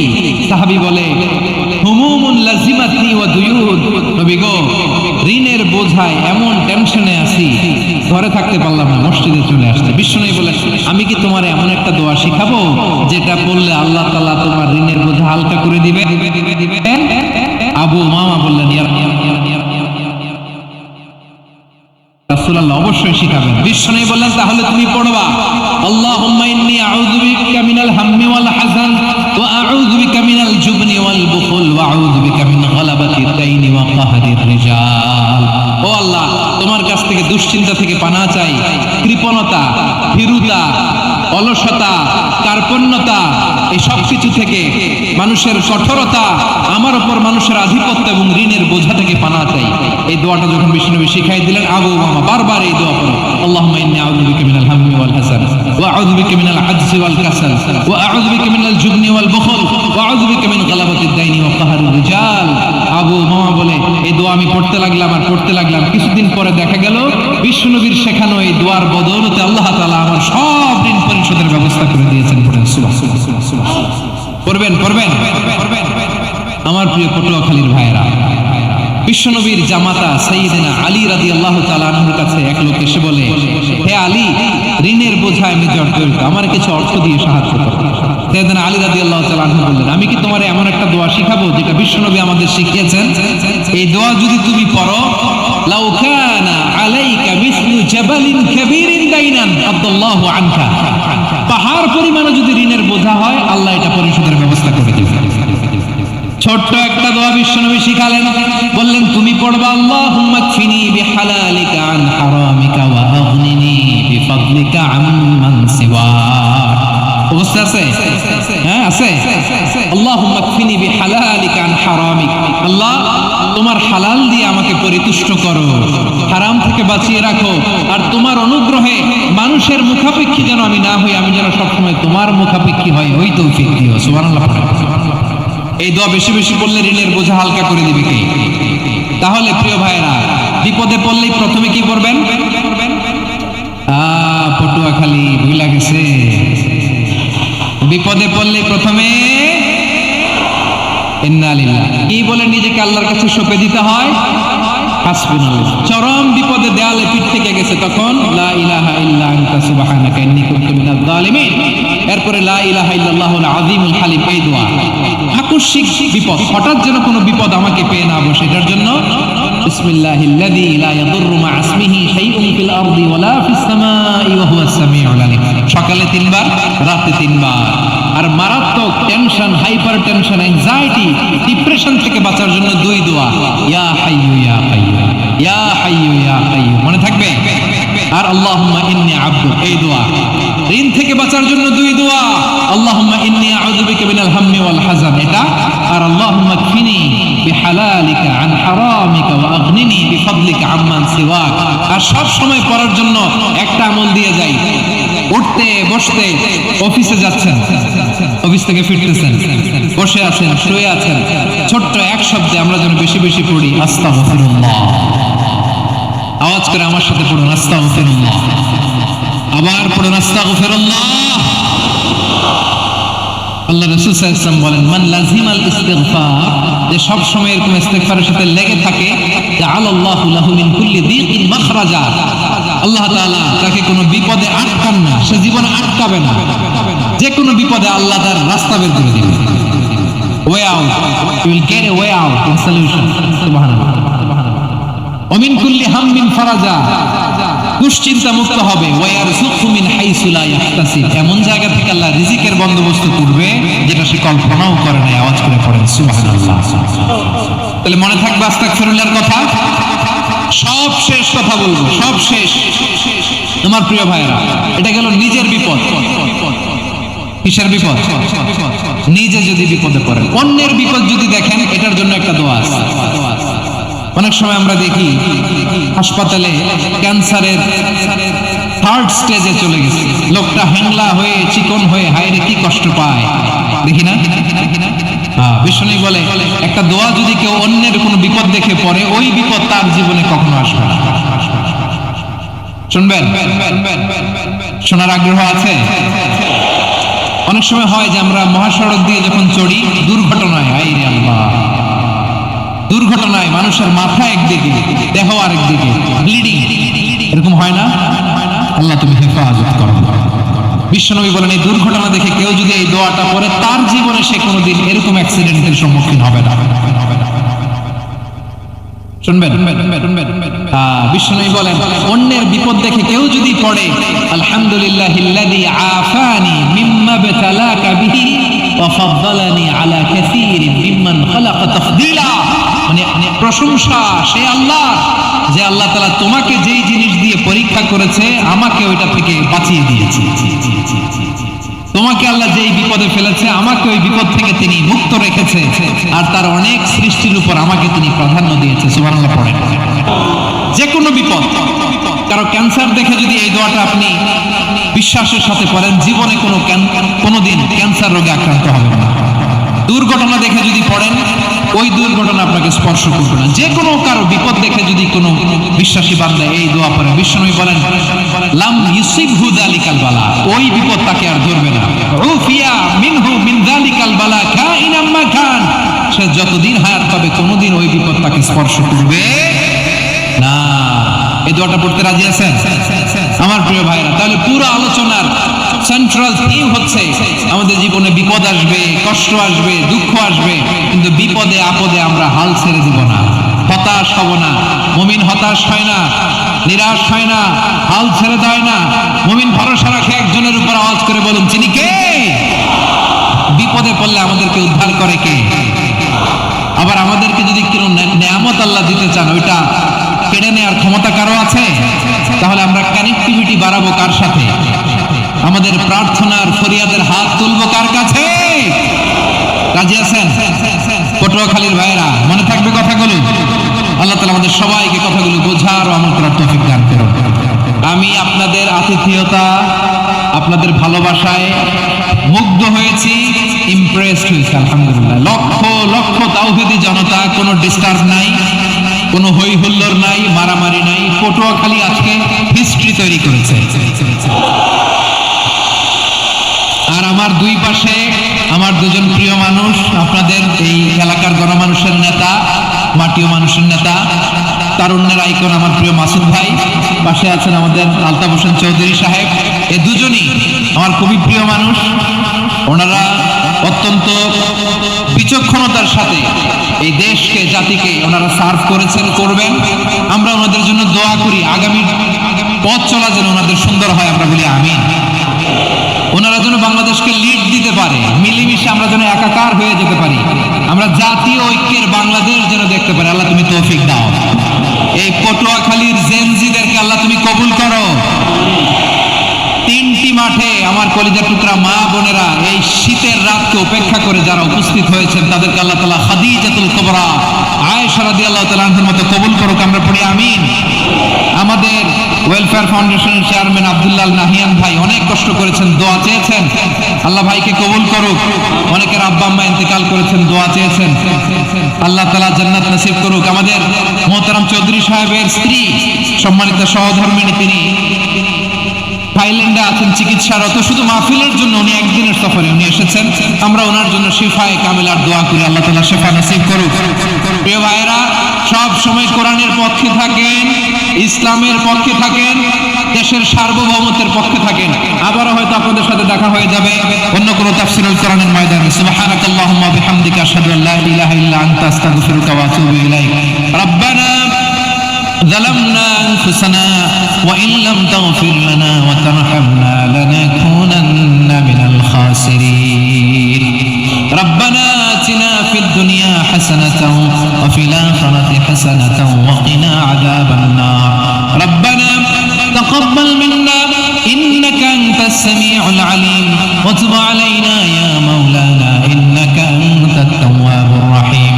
سبحان ربك رب العزة عما يصفون وسلام على المرسلين والحمد لله رب العالمين. واجعل آخر كلامنا عند الموت لا إله إلا الله محمد رسول الله صلى الله عليه وسلم.